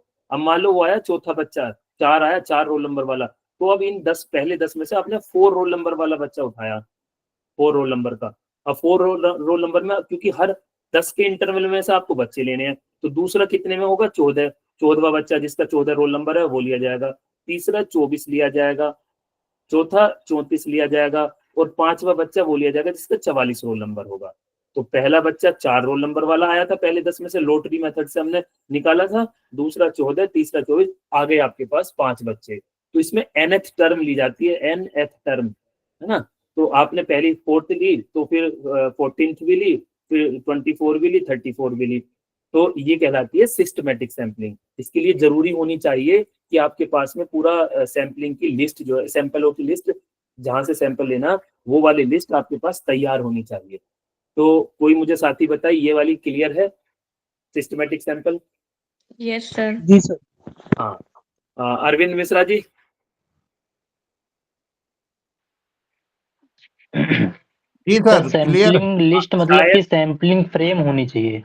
हाँ, बहुत अच्छे से आपकी तैयार होनी चाहिए। हाँ अरविंद मिश्रा जी, जहां तक मुझे याद आ रहा है, AK सिंह सर ने अपनी किताब में सिस्टमेटिक सैंपलिंग को भी नॉन प्रोबेबिलिटी सैंपलिंग, यानी इस वाले भाग में, दूसरे वाले में लिखा हुआ है, जहां तक मुझे याद आ रहा है, बाद में, है ना। वो तो है, वो नॉन प्रोबेबिलिटी में सर सीक्वेंशियल वाली जाएगी, हाँ, ना कि सिस्टमैटिक। यस। तो जब आप सिस्टमेटिक में आप यदि गड़बड़ कर देते हो, आप पहला ही बच्चा ले लेते हो, या अपने आप अपनी मन की मर्जी से लेते हो, तो बायसनेस आ जाती है, तब इसको हम कहते हैं कि ये प्रोबेबिलिटी सैंपलिंग नहीं रही है। तो जो पहले वाले इंटरवल में से बच्चा चुनना है, उसको भी आप रैंडमाइजेशन से चुनिए, है ना, रैंडमाइजेशन से चुनिए। हमने कुछ नहीं करा, जो बच्चा आया इन 10 में से वो लिया, वो चौथा रोल नंबर का बच्चा आ गया, 10-10 जोड़ते चले गए, 14वां, 24वां, 34वां, 44वां, हमारे पास ये 5 बच्चे आ गए, हो गए सिंपल रैंडम, हम बायस भी नहीं हुए। क्लियर है? चलो चंचल। Yes sir. हाँ, तो ये हुई थी भैया आपकी सिस्टमेटिक सैंपलिंग। फिर आती है आपकी स्ट्रेटिफाइड सैंपलिंग, ये लिखी हुई यहाँ, ये स्ट्रेटिफाइड, ये वाली। अच्छा, मैं आपको वैसे बता दूं, इसमें एजुकेशन के मेरे बहुत सारे साथी जुड़े हुए हैं, कि ये जो मैं मेथड से आपको मैं पहले भी एक बार अवगत करा चुका हूँ, ये सैंपलिंग जो मैं इस मेथड से पढ़ा रहा हूँ आपके सामने, ये पूरा का पूरा मैंने इसका एक माइंड मैप बना के रख दिया, ये कहलाती है गैस्टोल्ड अप्रोच। वो सुल्तान चिंपैंजी पर वो एक्सपेरिमेंट करा था ना कोका कोला ने, तो उस थ्योरी से कॉन्सेप्ट निकल कर आई थी कि यदि आप बच्चों के सामने एक बार में पूरी कॉन्सेप्ट प्रस्तुत कर देते हो और वो उन्हें पूरी जम जाती है, दिख जाती है, पूरा कनेक्शन बन जाता है, तो उसको अच्छे से याद रखते हैं। तो मैं इसलिए बताता हूँ कि आपसे इंटरव्यू में ऐसे क्वेश्चन पूछे जा सकते हैं। तो ये मैं पूरा गैस्टोल्ड अप्रोच से प्रयोग कर रहा हूँ। मैंने आपके सामने पूरा सैंपलिंग का खाका रख दिया है। अब आपके अच्छे कनेक्शन बनते जा रहे हैं, आप देखते जा रहे हैं कि सर जो पढ़ा रहे हैं वो प्रोबेबिलिटी का है, ये वाला भाग, नॉन प्रोबेबिलिटी बिल्कुल अलग है, कंफ्यूजन कहीं नहीं है। अगर मैं ऐसे ना पढ़ाकर इसको दिखाता ही नहीं आपको, और मैं पढ़ाता कि सैंपलिंग में एक भाग होता है भैया प्रोबेबिलिटी सैंपलिंग, और पहला ये वाला है लिखित में आता, फिर दूसरा ये है, तो फिर भी उसकी अपेक्षा वो इतना प्रभावी नहीं होता जितना ये है ना। तो इसको कहते हैं गैस्ट्रोल अप्रोच से पढ़ाना। चलो, तो इसी में आते हैं हम स्ट्रेटिफाइड सैंपलिंग पर। जैसा नाम ही है, जिसमें स्ट्राटा बनते हो, स्ट्राटा मतलब स्तर बना देते हो, कई स्तर होते हैं, उसको कहते हैं स्ट्रेटिफाइड सैंपलिंग। कई बार ऐसा रिसर्चेज में होता है कि भाई आपको ऐसा रिसर्च करो जिसमें गांव के बच्चे भी लेने हैं और शहर के भी लेने हैं। तो ग्रामीण, अरविंद जी का ही उदाहरण मान लो, ये इन्होंने झांसी जनपद में कुछ ग्रामीण क्षेत्र के बच्चे लिए, कुछ शहरी क्षेत्र के लिए। तो बच्चों के कितने स्तर हो गए? अब 2 स्तर हो गए, 2 स्तर। कौन कौन से हो गए? शहरी और ग्रामीण। भैया जहां भी पॉपुलेशन में स्ट्राटा हो जाए, एक से अधिक स्तर हो जाए, इसका मतलब स्ट्रेटिफाइड सैंपलिंग आ गई है। आपको धर्म के आधार पर बच्चे 3 भागों में बांट दिया आपने, हिंदू, मुस्लिम, सिख, 3 में बांट दिए, तो 3 स्तर बन गए, स्ट्रेटिफाइड सैंपलिंग लगेगी। आपने जो बच्चों जिनको स्टडी कर रहे थे उनको 3 भागों में बांट दिया, कला वर्ग, विज्ञान वर्ग, वाणिज्य वर्ग, 3 भाग बन गए, स्ट्रेटिफाइड सैंपलिंग लगेगी। फर्दर उसमें से आप जो सैंपल लेंगे वो रैंडमाइजेशन से ही लेंगे, लेकिन चूंकि 3 स्तर आ गए तो स्ट्रेटिफाइड सैंपलिंग हो गई है। आप सोशियोलॉजी का कोई रिसर्च कर रहे हैं, उच्च वर्ग, मध्यम वर्ग, निम्न वर्ग, 3 आपने स्ट्राटा बना लिए, स्ट्रेटिफाइड सैंपलिंग लगेगी, क्योंकि तीनों में से अलग अलग सैंपल लिया जाएगा।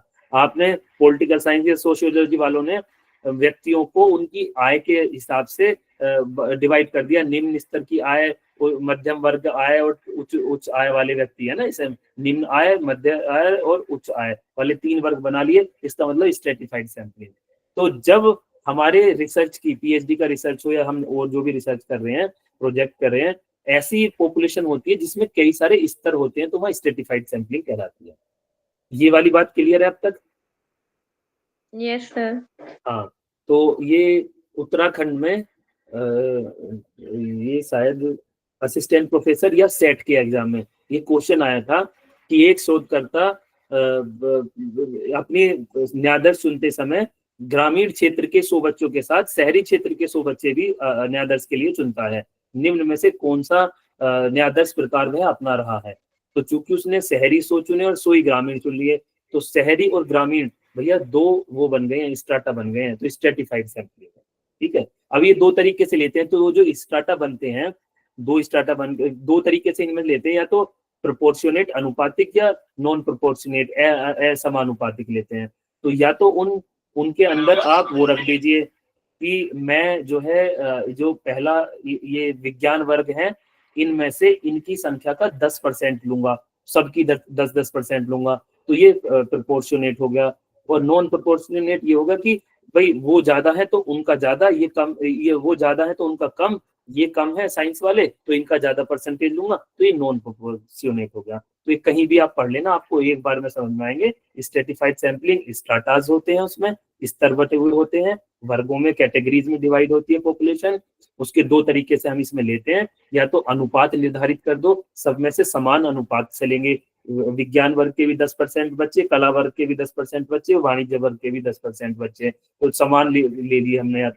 या नॉन प्रोपोर्शनेट हो गए, हम उनके आधार पर निर्धारित कर दें कि भाई विज्ञान वर्ग के 300 बच्चे हैं, 10% 30 हो गए, लेकिन कला वर्ग में तो 100 ही बच्चे हैं, तो इनका भी प्रतिनिधित्व करना, तो वहां ज्यादा बड़ी संख्या बढ़ाने के लिए बच्चे ज्यादा ले लेंगे, है ना, तो ये नॉन प्रोपोर्शनेट होगा।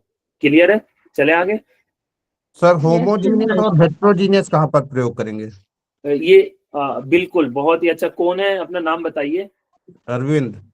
हाँ अरविंद, बहुत ही अच्छा प्रश्न चलते हुए हम आगे छलांग लगाते हैं, उससे पहले ही याद दिला दिया आपने कि सर एक क्वेश्चन था कि क्वांटिटेटिव ही हुआ ना एक तरीके से, जो आपने अभी बताया, जो प्रोपोर्शनेट मेथड था। हाँ वो और एक तरीके से कार्डिनल अप्रोच ही हुआ ना, कि जिसमें क्वांटिटेटिवली हमने देखा है प्रोपोर्शनेटली, एक ही नाम हुआ ना उसका। हाँ नहीं, 2 हो गए, 2 नाम होते हैं। तो एक में तो आपने समानुपातिक और असमानुपातिक, एक में तो अनुपात उनकी संख्या, एक में तो फिक्स कर दिया पूरा, है ना, कि भाई 10% लेंगे, एक में उनकी संख्या के हिसाब से नाम, एक काम तो एक ही पॉपुलेशन रैंडमाइजेशन से, एक में उसमें कोई 10% फिक्स नहीं है, किसी से आप 15% ले सकते हैं, किसी में से 10 ले सकते हैं, किसी में से 12% ले सकते हैं। Random sampling. हाँ रैंडम सैंपलिंग करेंगे, रैंडमाइजेशन ही सब में, हमारा कुछ नहीं है भैया, हम तो जो है नाम या तो बाउल में डाल देंगे या उस तरह से लेंगे। क्लियर है? हाँ, जो अरविंद जी कह रहे थे, तो वो इन पे एक बार विचार कर लेते हैं। सिंपल रैंडम सैंपलिंग तब यूज की जाएगी जब पॉपुलेशन होमोजीनियस होती है, यानी लगभग समान से ही है, सबके सब विज्ञान वर्ग के बच्चे हैं, सबके सब सीबीएसई के हैं, तो आपका होमोजीनियस पॉपुलेशन कहलाएगी, क्योंकि समान है सारे के सारे बच्चे कक्षा 9 के हैं, विज्ञान वर्ग के हैं, सीबीएसई स्कूल के हैं, गाजियाबाद जनपद से लिए हैं, तो आपकी जो है समानता है, होमोजीनियस है, तो सिंपल रैंडम सैंपलिंग लेंगे। लेकिन क्लस्टर सैंपलिंग कब लेंगे? जब आप इंडिविजुअल इकाई एक एक यूज करके ना ले सकते हो, एक एक ना चुन सकते हो, गुच्छों के रूप में चुनते हो, तब क्लस्टर सैंपलिंग लेते हैं। और सामान्यतः ज्योग्राफिकली स्कैटर्ड पॉपुलेशन होती है, तब हम क्लस्टर सैंपलिंग का यूज करते हैं। मल्टी स्टेज भी तभी यूज करते हैं।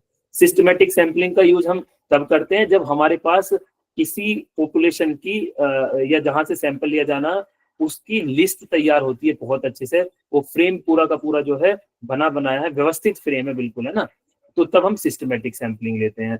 स्ट्रेटिफाइड सैंपलिंग वहां लेते हैं जहां पॉपुलेशन जिससे सैंपल लिया जाना हिट्रोजीनियस होती है। हिट्रोजीनियस जो अभी शब्द अरविंद सर यूज कर रहे थे, हिट्रोजीनियस मतलब विषमता होती है, विषमांगी होती है, असमानता होती है जिनमें, तो ये हिट्रोजीनियस ही तो हुई। विज्ञान वर्ग का हुआ एक वर्ग, एक कला वर्ग हुआ, और एक ये हुआ वाणिज्य वर्ग हुआ, है ना। तो कॉमर्स, आर्ट और साइंस 3 के बच्चे लेने हैं अलग अलग। तुम कोई ऐसा एक्सपेरिमेंट कर रहे हो कि आप एनवायरमेंटल एजुकेशन के प्रति इनका एटीट्यूड ज्ञात करना चाहते हो कि साइंस वाले बच्चों का एटीट्यूड क्या है एनवायरमेंट एजुकेशन के प्रति, आर्ट्स वालों का क्या है और वाणिज्य वालों का क्या है 12th क्लास के बच्चों का। तो ये आपकी स्टडी है। तो इसमें पॉपुलेशन आपकी हो गई है स्ट्राटा में 3 में, हिट्रोजीनियस हो गई, होमोजीनियस नहीं है। तो विज्ञान के बच्चे अलग हो गए, हिट्रोजीनियस मतलब अलग अलग होना इनका आपस में, कला के अलग हो गए, वाणिज्य के अलग हो गए। तो ये हिट्रोजीनियस जहाँ पे शब्द आ जाए तो समझ जाना स्ट्रेटिफाइड सैंपलिंग लगेगी कि एक शोधकर्ता एक ऐसे न्यायाधीश का चयन करना चाहता है जिसमें अनेकों स्तर है तथा स्तर भी शब्द यदि नाई स्ट्राट आ जाएगा तो आप पहचान ही लोगे स्ट्रेटिफाइड है। ऐसा आ जाए कि जनसंख्या में अत्यधिक विषमता है, विषमांगी जनसंख्या है, समझ जाना विषम है, हिट्रोजीनियस है इसका मतलब लगेगी स्ट्रेटिफाइड सैंपलिंग, होमोजीनियस है सिंपल रैंडम सैंपलिंग। इस ज्योग्राफिकली स्कैटर्ड है, इंडिविजुअल यूनिट नहीं चुन सकते हैं, क्लस्टर सैंपलिंग या मल्टी स्टेज लगेगी। एक लिस्ट तैयार है तो उसमें आसानी से चुनने के लिए nth टर्म चुनने के लिए सिस्टमेटिक सैंपलिंग। अरविंद जी बताओ भैया। यस सर, अच्छा समझाया, समझ में आ गया। Thank you. हाँ अरविंद जी कह देंगे तो मैं चल दूंगा। सर बहुत बहुत बहुत धन्यवाद सर, बहुत अच्छा बताया। चलिए थैंक यू। तो अब आते हैं भैया, तो ये हुआ सैंपलिंग के वो टाइप्स हुए सारे जिनमें आपने रैंडमाइजेशन किया, आपकी अपनी ना इच्छा चली ना आपने कोई बायसनेस कर पाए, बहुत ही ईमानदारी के साथ ऑब्जेक्टिविटी के साथ आपने सैंपल चुना। प्रत्येक रिसर्च में प्रत्येक रिसर्चर से यही आशा की जाती है कि वो प्रोबेबिलिटी सैंपलिंग का यूज करे, क्योंकि इसमें हम कुछ नहीं कर सकते। पर ऐसे बहुत सारे रिसर्च होते हैं जहां पर सुविधा को महत्व दिया जाता है और ऐसे जो है परिस्थितियां होती है कि हम सिंपल रैंडम ये प्रोबेबिलिटी सैंपलिंग का यूज नहीं कर पाते हैं, तो वहां पर हम नॉन प्रोबेबिलिटी सैंपलिंग का यूज करते हैं।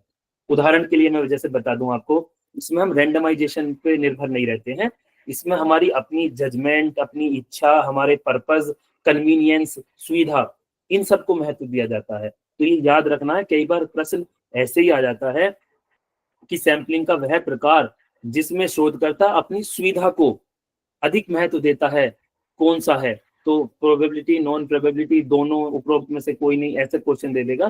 तो सुविधा को महत्व दिया जा रहा है, इसका मतलब रैंडमाइजेशन को नहीं, वस्तुनिष्ठता को नहीं, शुद्धता को महत्व नहीं दिया जा रहा, अपनी सुविधा को महत्व दे रहा है, तो नॉन प्रोबेबिलिटी सैंपलिंग हो गई है ना। तो ये यहाँ इसका एक प्रकार है, तो ये याद रखना। अब मैं इसके लिए लेकर आया हूँ आपके लिए अपनी एक बुक से, मैं जो ये अब मैं आपको दिखाऊंगा, मुझे उम्मीद रहेगी कि आप इसको वो नहीं करेंगे, स्क्रीनशॉट नहीं लेंगे, क्योंकि ये मेरी जो बुक अब आने वाली है रिसर्च की, ये मैंने उसमें से जो है आपके लिए लिख दिया है, लेके आया हूँ, ये तो नहीं जा रहा है ऐसे। चलिए हाँ ये यहाँ करते हूँ इधर। तो ये है नॉन प्रोबेबिलिटी सैंपलिंग, ये शहरी ग्रामीण साथ ही चल रहा है हमारे।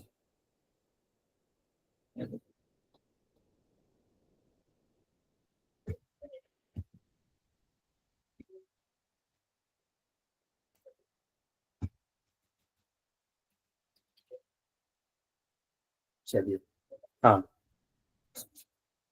तो देखते पता नहीं कुछ एरर है क्या है। तो ये नॉन प्रोबेबिलिटी सैंपलिंग के टाइप्स है, मैं इसको पहले बड़ा करके आपको दिखाता हूँ हो क्या रहा है इसमें। चलिए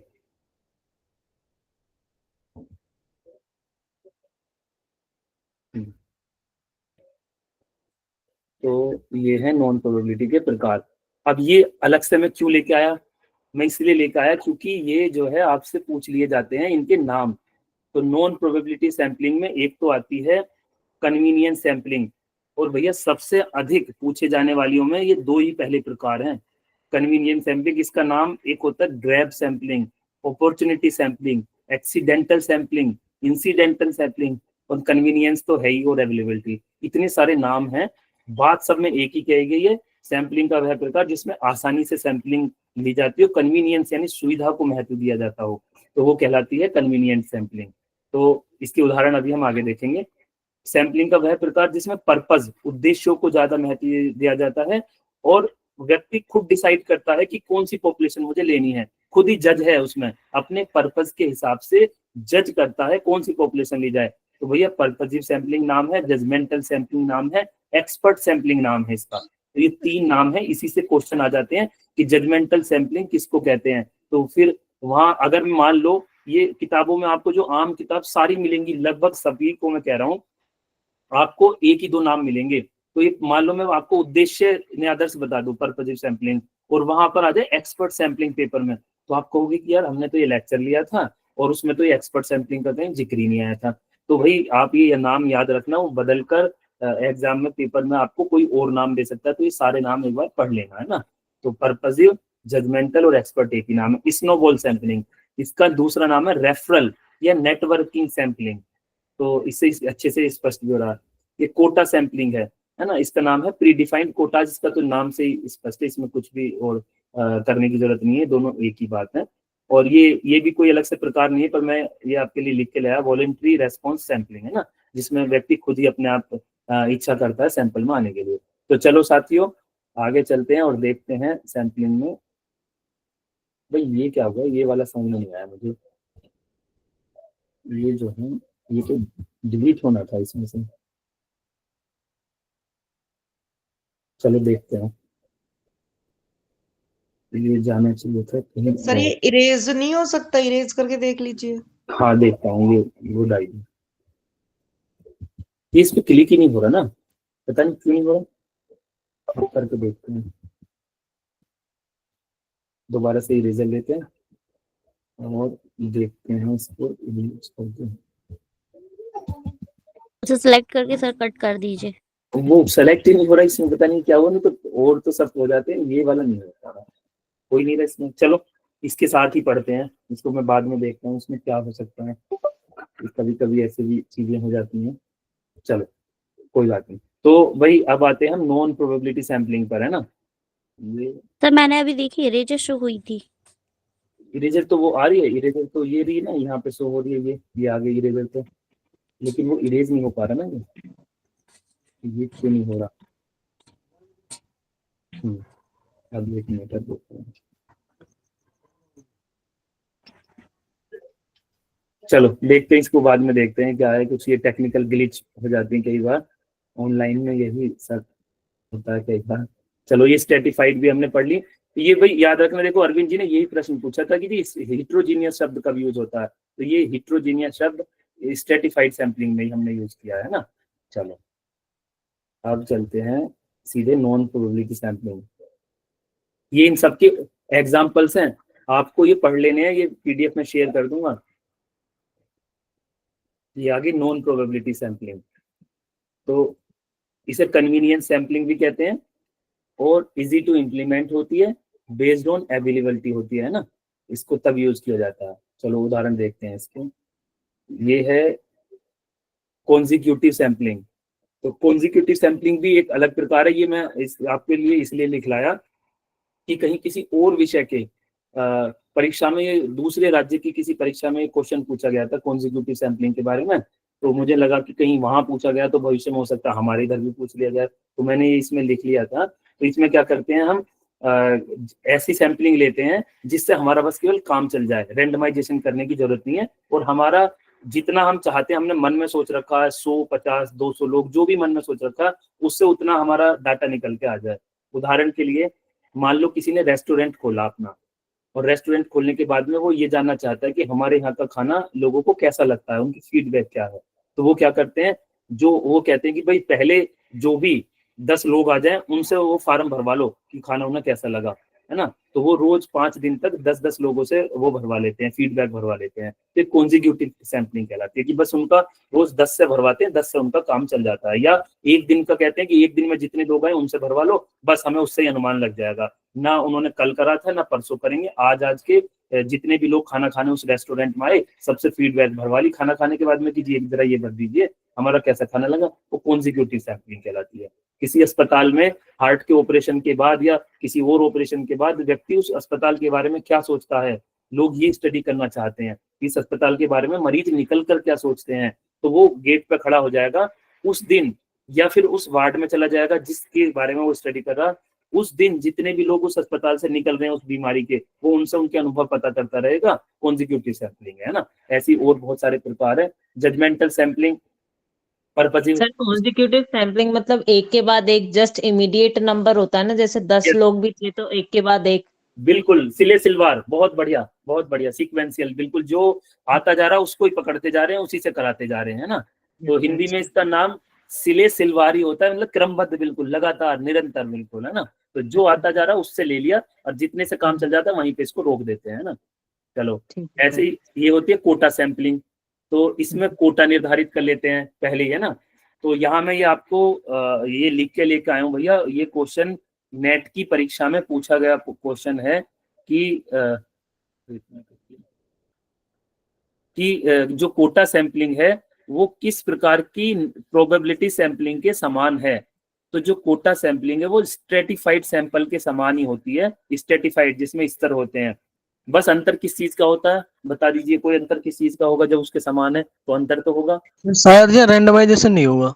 वेरी गुड। तो बिल्कुल स्ट्रेटिफाइड सैंपल के जैसी अनेकों स्तर होते हैं जहां से पॉपुलेशन लिए जाने उसमें सैंपल लिया जाना है उसमें, और बस रैंडमाइजेशन नहीं करते, अपनी मन की मर्जी से 20 ले लिए, 30 ले लिए, ये ले लिए, जिन जिन से हमारा काम चल सकता था वो लोग ले लिए, तो वो कहती है कोटा सैंपलिंग। मान लो आप ये जानना चाहते हैं कि बैंक के एम्प्लॉय जो हैं उनका बैंक की नौकरी के प्रति क्या एटीट्यूड है, वो इस पर कोई आप स्टडी कर रहे हैं, तो आप क्या करेंगे, अपने घर के पास वाला ही जो बैंक है उसी को ले लेंगे। ऐसे नहीं करेंगे कि शहर के 50 बैंकों को का नाम आप उसमें लॉटरी में डाल लेंगे या यादृच्छिक रूप से रैंडमाइजेशन से बैंक को सेलेक्ट करेंगे। नहीं, हमारे तो घर के बराबर में बैंक है, मैं क्यों जाऊं 20 रुपए रिक्शा में लगा कर, मैं तो यहीं से ही लूंगा। तो अपनी सुविधा को आप जो है महत्व दे रहे हैं, तो रैंडमाइजेशन को नहीं दे रहे हैं। तो यहाँ नॉन प्रोबेबिलिटी सैंपलिंग है, तो बैंकों के पास में जा रहे हैं और वहीं से कह रहे हैं कि भाई मुझे चाहिए कम से कम मेरी स्टडी के लिए 100 लोग चाहिए, तो 50 तो इस वाले बैंक के हो गए, 50 फला मोहल्ले में एक बैंक है और एक वहां पर बैंक है, 3 बैंक से मुझे इतने लोग मिल जाएंगे बस। तो ये हो गई आपकी कोटा सैंपलिंग। तो आपने कोटा निर्धारित कर लिया पहले से ही, अलग अलग स्तर में जनसंख्या थी, इससे इतना लूंगा, इससे इतना लूंगा, सुविधा को महत्व दे रहे हैं। आपने जो पास के हैं, जो आपको जहां अच्छा लग रहा है वहां से आपने सैंपल ले लिया, कोई रैंडमाइजेशन नहीं किया, ये कोटा सैंपलिंग हुई भैया। उदाहरण में सबके लिख के लेकर आया हूँ, कहाँ आप यूज करेंगे इसको, है ना, और इसकी लिमिटेशंस क्या है सब एक बार पढ़ना। ये पर्पसिव या जजमेंटल सैंपलिंग है ना, ये एक्सपर्टाइज पे निर्भर करती है। मान लो आप ये जानना चाहते हैं कि जो जनपद में अंधे बच्चों की शैक्षिक सुविधाएं किस लेवल की हैं, ये जानना चाहते हैं, या रेन बसेरा जो जिसमें वो ओल्ड एज हाउस में वो बुजुर्ग रहते हैं, कोई ऐसी स्टडी करना चाहते हो। तो चूंकि ये पॉपुलेशन स्पेसिफिक पॉपुलेशन है, तो याद रखना पर्पजिव सैंपलिंग के साथ में ये सब जुड़ा रहता है, स्पेसिफिक क्राइटेरिया होता है सिलेक्शन का, वो थोड़ी विशेष जनसंख्या होती है जहां से आपको न्यायाधीश लेना, सैंपलिंग करनी है। तो मान लो आपको जो है ओल्ड एज होम पर करना है या दृष्टि बाधित बच्चों पर, ब्लाइंड स्टूडेंट्स पर कोई रिसर्च करनी है, तो आप पर्पसिवली वहाँ पॉपुलेशन लेंगे, क्योंकि रैंडमाइजेशन वो इतनी स्पेसिफिक पॉपुलेशन है कि उसकी बहुत सारी आपको चीजें मिलेंगी नहीं कि आप वहाँ रैंडमाइजेशन कर सकें, दूसरे काम कर सकें। आपको पता चला जनपद में एक ही स्कूल केवल ब्लाइंड्स का है, तो कोई आपका वहाँ रैंडमाइजेशन का कोई चांस ही नहीं बचा, क्योंकि एक ही स्कूल है, वही लेना पड़ेगा। आपके पर्पस को फुलफिल कर रहा है, आपने वही ले लिया बिना किसी और चीजों पर ध्यान दिए हुए। वो शहर का स्कूल है, वो गांव का स्कूल है, वो सीबीएसई बोर्ड का है, किसका, इन सब के बिना अपना पर्पस हमारा पूरा हो रहा था। हम ब्लाइंड बच्चों की एजुकेशनल सुविधाएं जो हैं उनको सब देखना चाह रहे थे कि कैसी हैं, तो हमने वही स्कूल ले लिया, पर्पसिव सैंपलिंग है ना। तो ये भी बहुत इंपॉर्टेंट टाइप है, बहुत पूछा जाता है। और ऐसा एक क्वेश्चन आया था कि एक रिसर्चर यह देखना चाहता है कि एक क्षेत्र में सुनामी के बाद बच्चों की मानसिक स्थिति या शैक्षिक प्रगति का अध्ययन करना चाहता है एक शोधकर्ता। निम्न में से किस प्रकार की सैंपलिंग विधि का प्रयोग करना चाहिए। तो सुनामी जिस क्षेत्र में आई, सुनामी हर जगह तो आती नहीं है कि यहाँ भी आ गई वहां भी आ गई, तो कोस्टल एरिया में ही आती होगी जहां आई होगी, तो वो वहीं के बच्चों को लेगा, क्योंकि वो उसके उस रिसर्च के पर्पस को वही बच्चे पूर्ण कर रहे हैं। तो रैंडमाइजेशन का किसी चीज का चांस नहीं है। तो जो हमारे पर्पस से जुड़ी हुई पॉपुलेशन है उसको डायरेक्ट ले लेना पर्पसिव सैंपलिंग है। ये एग्जैक्ट क्वेश्चन आया हुआ कि एक क्षेत्र में बाढ़ के बाद, सुनामी के बाद एक शिक्षक जो है शोध करना चाहता है छात्रों की एकेडमिक अचीवमेंट पर, तो कौन से करेगा। एक ही स्नोबॉल है, इसके बारे में भी हम डिस्कशन कर ही चुके हैं कि भाई इसको रेफरल सैंपलिंग भी कहते हैं। रेफरल एक दूसरे से जो जाते हैं, नेटवर्किंग सैंपलिंग भी कहते हैं ना। तो इसे chain referral sampling grows like a rolling snowball. तो जैसे पहाड़ पे से एक बर्फ का टुकड़ा गिरता है और वो जुड़ता जाता है, दूसरे बर्फ को अपने आप में जोड़ता जाता है और बड़ा होता जाता है। चलती रहती है। हाँ, ये चलती रहती है।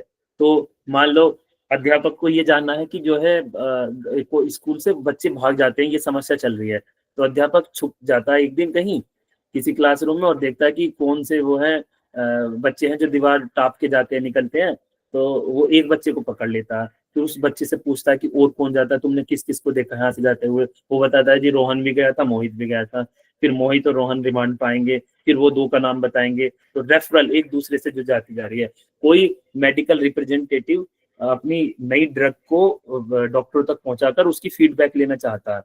तो वो हार्ट के डॉक्टर का हार्ट की वो दवाई थी, तो वो हार्ट के एक डॉक्टर के पास जाता है, उनसे पूछता है कि जी 2-4 आपका तो नेटवर्क बड़ा होगा, 2-4 डॉक्टर और बता दो मुझे। तो एक डॉक्टर से दूसरा डॉक्टर, दूसरे से तीसरा, रेफरल जो है वे में और नेटवर्किंग में वो ऐसे पकड़ता हुआ जाता है।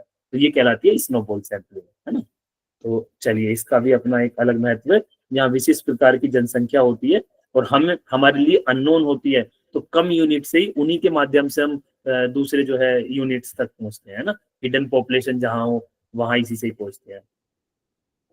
तो ये इनके उदाहरण है साथियों कन्वीनियंस सैंपलिंग के। ये इसमें ये उदाहरण लिखा हुआ है। एक्सीडेंटल इंसिडेंटल सैंपलिंग भी इसका ही नाम है कन्वीनियंस का।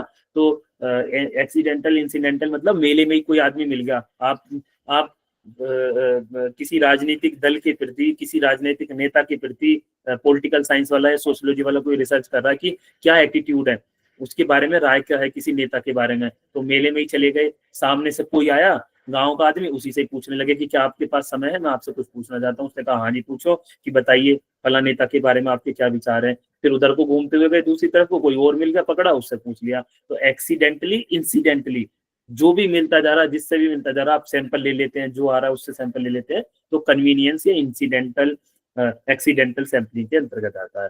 कॉन्जिक्यूटिव हम बात कर ही चुके हैं इसमें, और ये कोटा का भी उदाहरण हमने ले लिया। Quota sampling is equal to qualitative sampling भी मान सकते हैं ना, कि जिसमें क्वालिटीज को देख के हम कुछ को चुनते हैं, क्लस्टर्स बना के चुनते हैं। तो उसको बिल्कुल, वो तो सैंपलिंग के किसी भी प्रकार में देखो, जब हम क्या कहा आपने, क्वालिटेटिव शब्द यूज किया था, है ना। हाँ, कैरेक्टरिस्टिक्स क्वालिटेटिव शब्द यूज किया आपने। हाँ, तो यदि आप ऐसे सामान्य इस शब्द का यूज करके बात कर रही हैं तो ठीक है बिल्कुल, पर यदि आप क्वालिटेटिव रिसर्च के लिए भी बात करें तो भी ये सही बात है। जो नॉन प्रोबेबिलिटी सैंपलिंग है सामान्यतः क्वालिटेटिव रिसर्च में इसी का प्रयोग होता है, और सर्वाधिक 2 प्रकार की सैंपलिंग यूज होती है क्वालिटेटिव रिसर्च में। क्वांटिटेटिव की बात नहीं कर रहा हूँ, क्वालिटेटिव की। एक तो पर्पजिव यूज होती है, क्योंकि उसमें तो हमारा पर्पज मेन होता है ना, कौन सा जनजातीय समूह, उसकी संस्कृति का कौन सा भाग, शादी उनके घरों में कैसे होती है, संगीत कौन सा उनके घरों में बजता है, हम ये सब स्टडी करना चाह रहे हैं, तो पर्पजिव करना चाह रहे हैं। तो पर्पजिव सैंपलिंग और एक डायमेंशनल सैंपलिंग होती है स्ट्रेटिफाइड की तरह, उसका यूज होता है ना।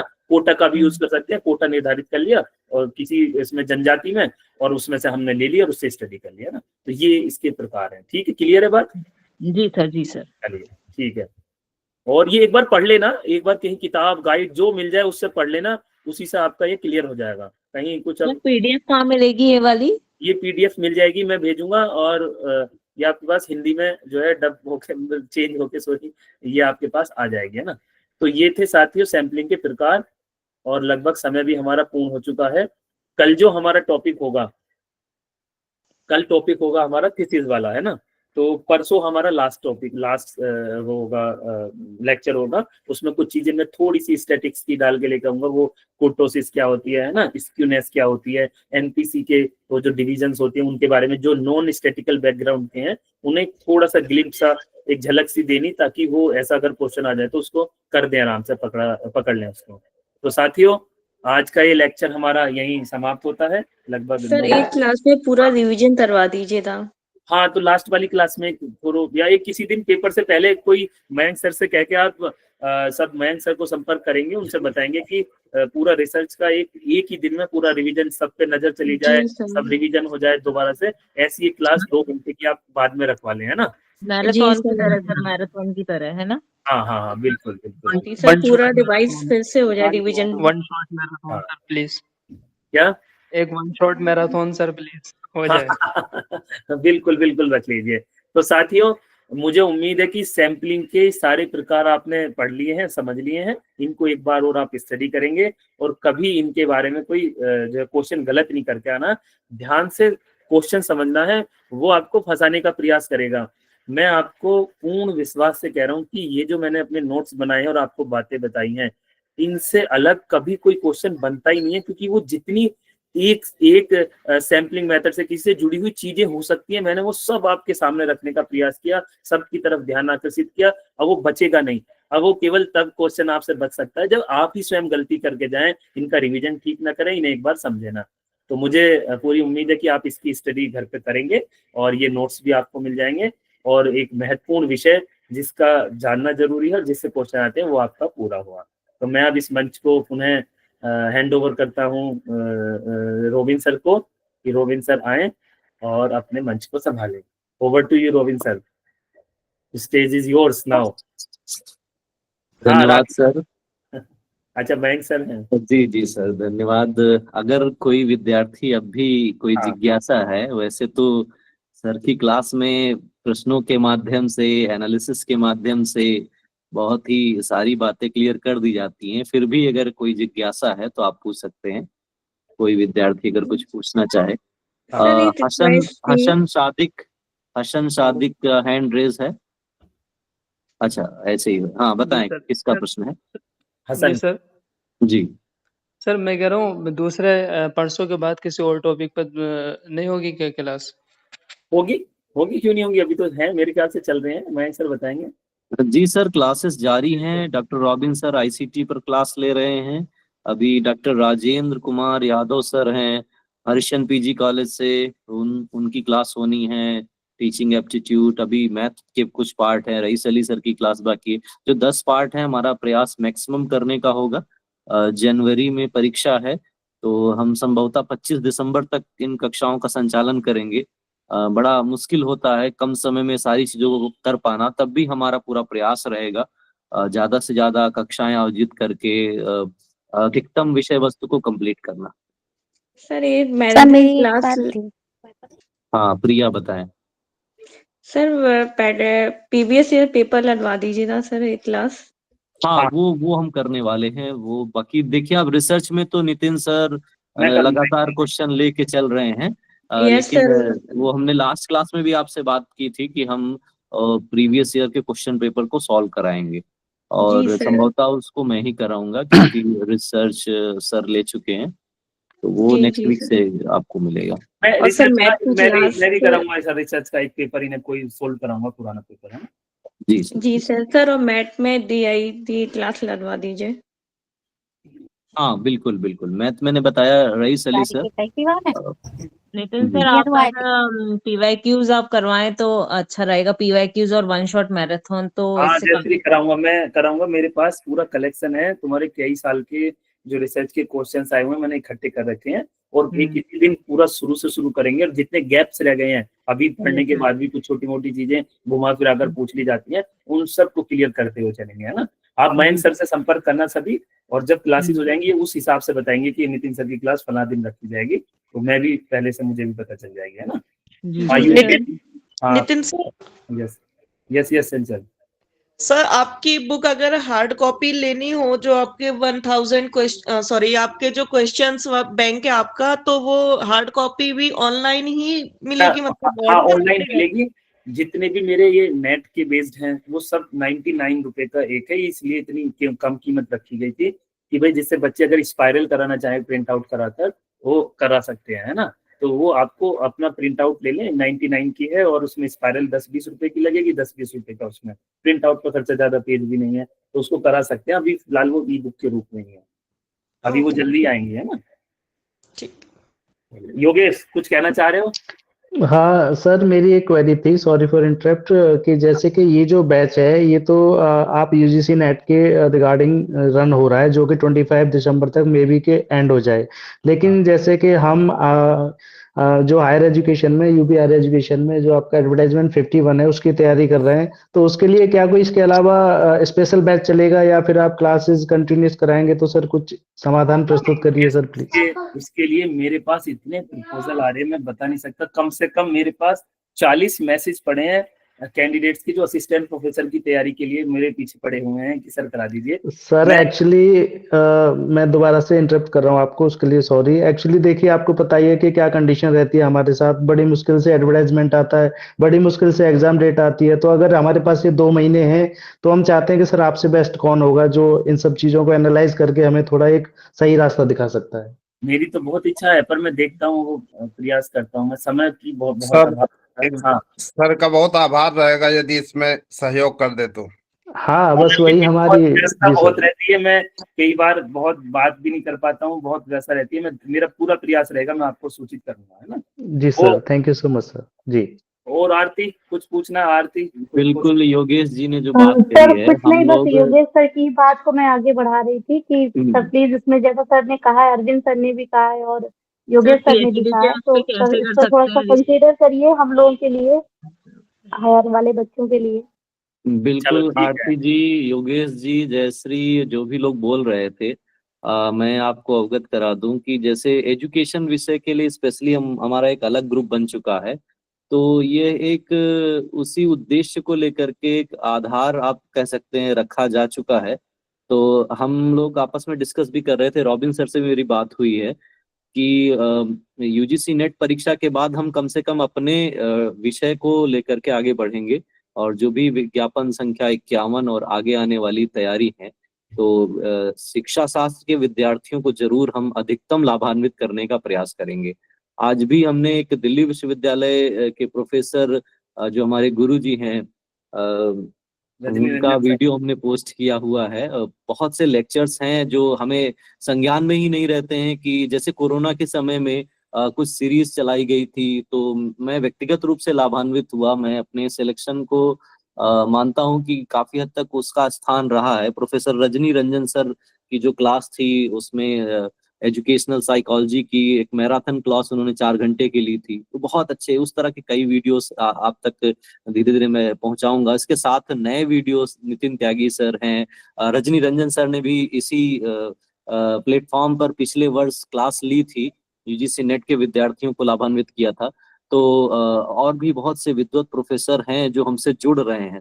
और विद्यार्थियों, मतलब मुझे बड़ा अच्छा लगता है कि इतने विद्वत प्रोफेसर मुझे खुद फोन करते हैं और कहते हैं कि आपका बहुत अच्छा चल रहा है, मैं भी जुड़ना चाहता हूँ। तो आप तक निश्चित तौर पर बहुत जल्द शिक्षक स्वयं आएंगे और आपको लाभान्वित करने का प्रयास करेंगे। शिक्षा शास्त्र के विद्यार्थियों, आपके लिए ज्यादा बेनिफिट होगा जनवरी से, जैसे आप कह रहे हैं योगेश जी और आरती और लोग। तो हमारा प्रयास रहेगा कि हम शिक्षा शास्त्र का जो ये बैच है उसको आगे जारी रखेंगे, या कुछ मेरे को दूसरे जरूर ग्रुप ऐड कर देना एजुकेशन में। जो भी लोग अगर ऐड होना चाहते हैं तो मुझे व्यक्तिगत मैसेज कर दें। मेरा नंबर मैंने कल सर प्लीज नंबर एक बार बोल दीजिए प्लीज सर, एक्चुअली हमारे पास है ठीक है, मैं इसमें मैसेज बॉक्स में लिख देता हूँ, सबको हो जाएगा। 8896 327062। ठीक है, तो ओके सर, ये thank you so message much. है। एजुकेशन का कोई अलग ग्रुप है क्या सर?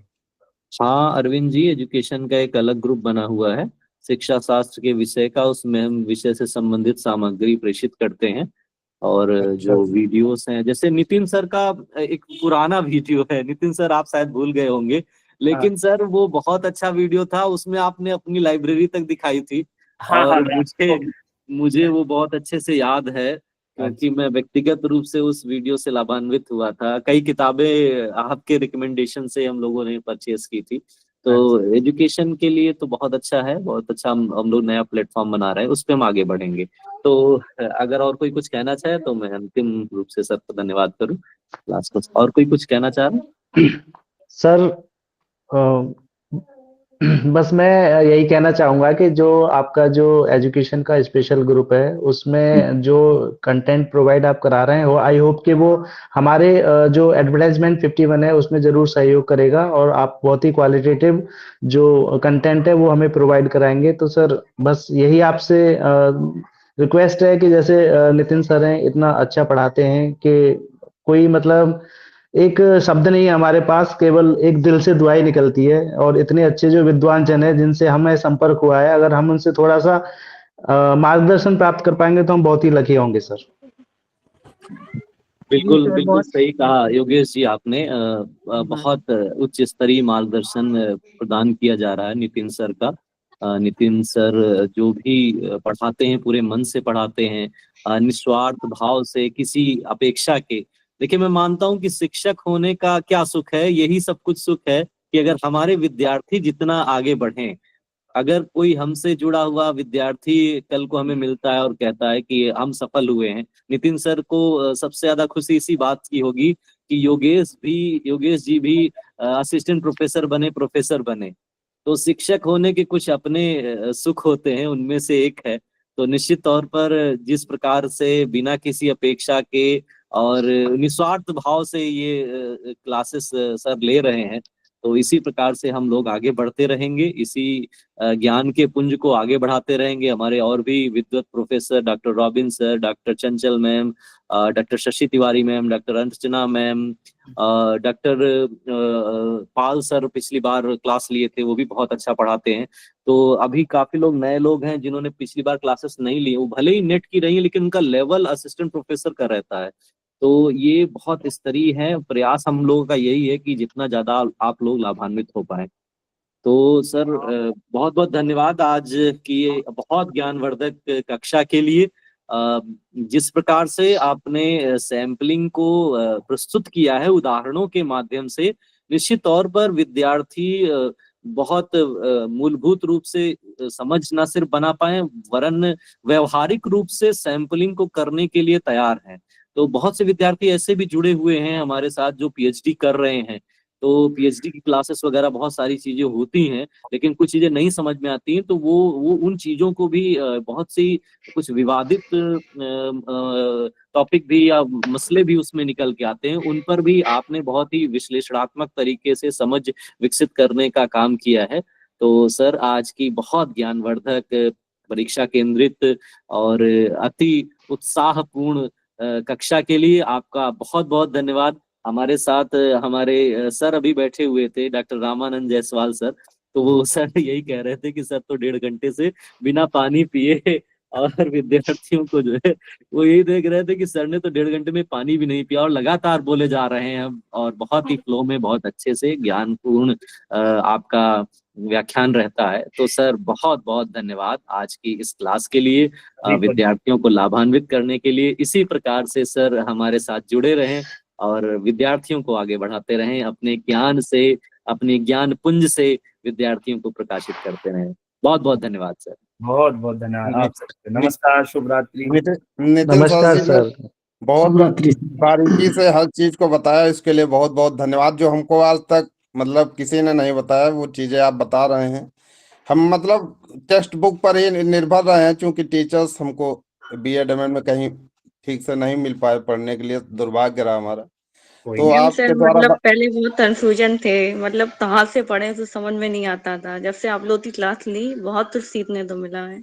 तो हमारी आशा रहेगी कि असिस्टेंट प्रोफेसर में आप हमारी सहायता करेंगे आगे, जो साइकोलॉजी है या जो भी मैनेजमेंट है, जैसे मतलब जो भी जितने भी वो आप हमारा अच्छे से करते रहे।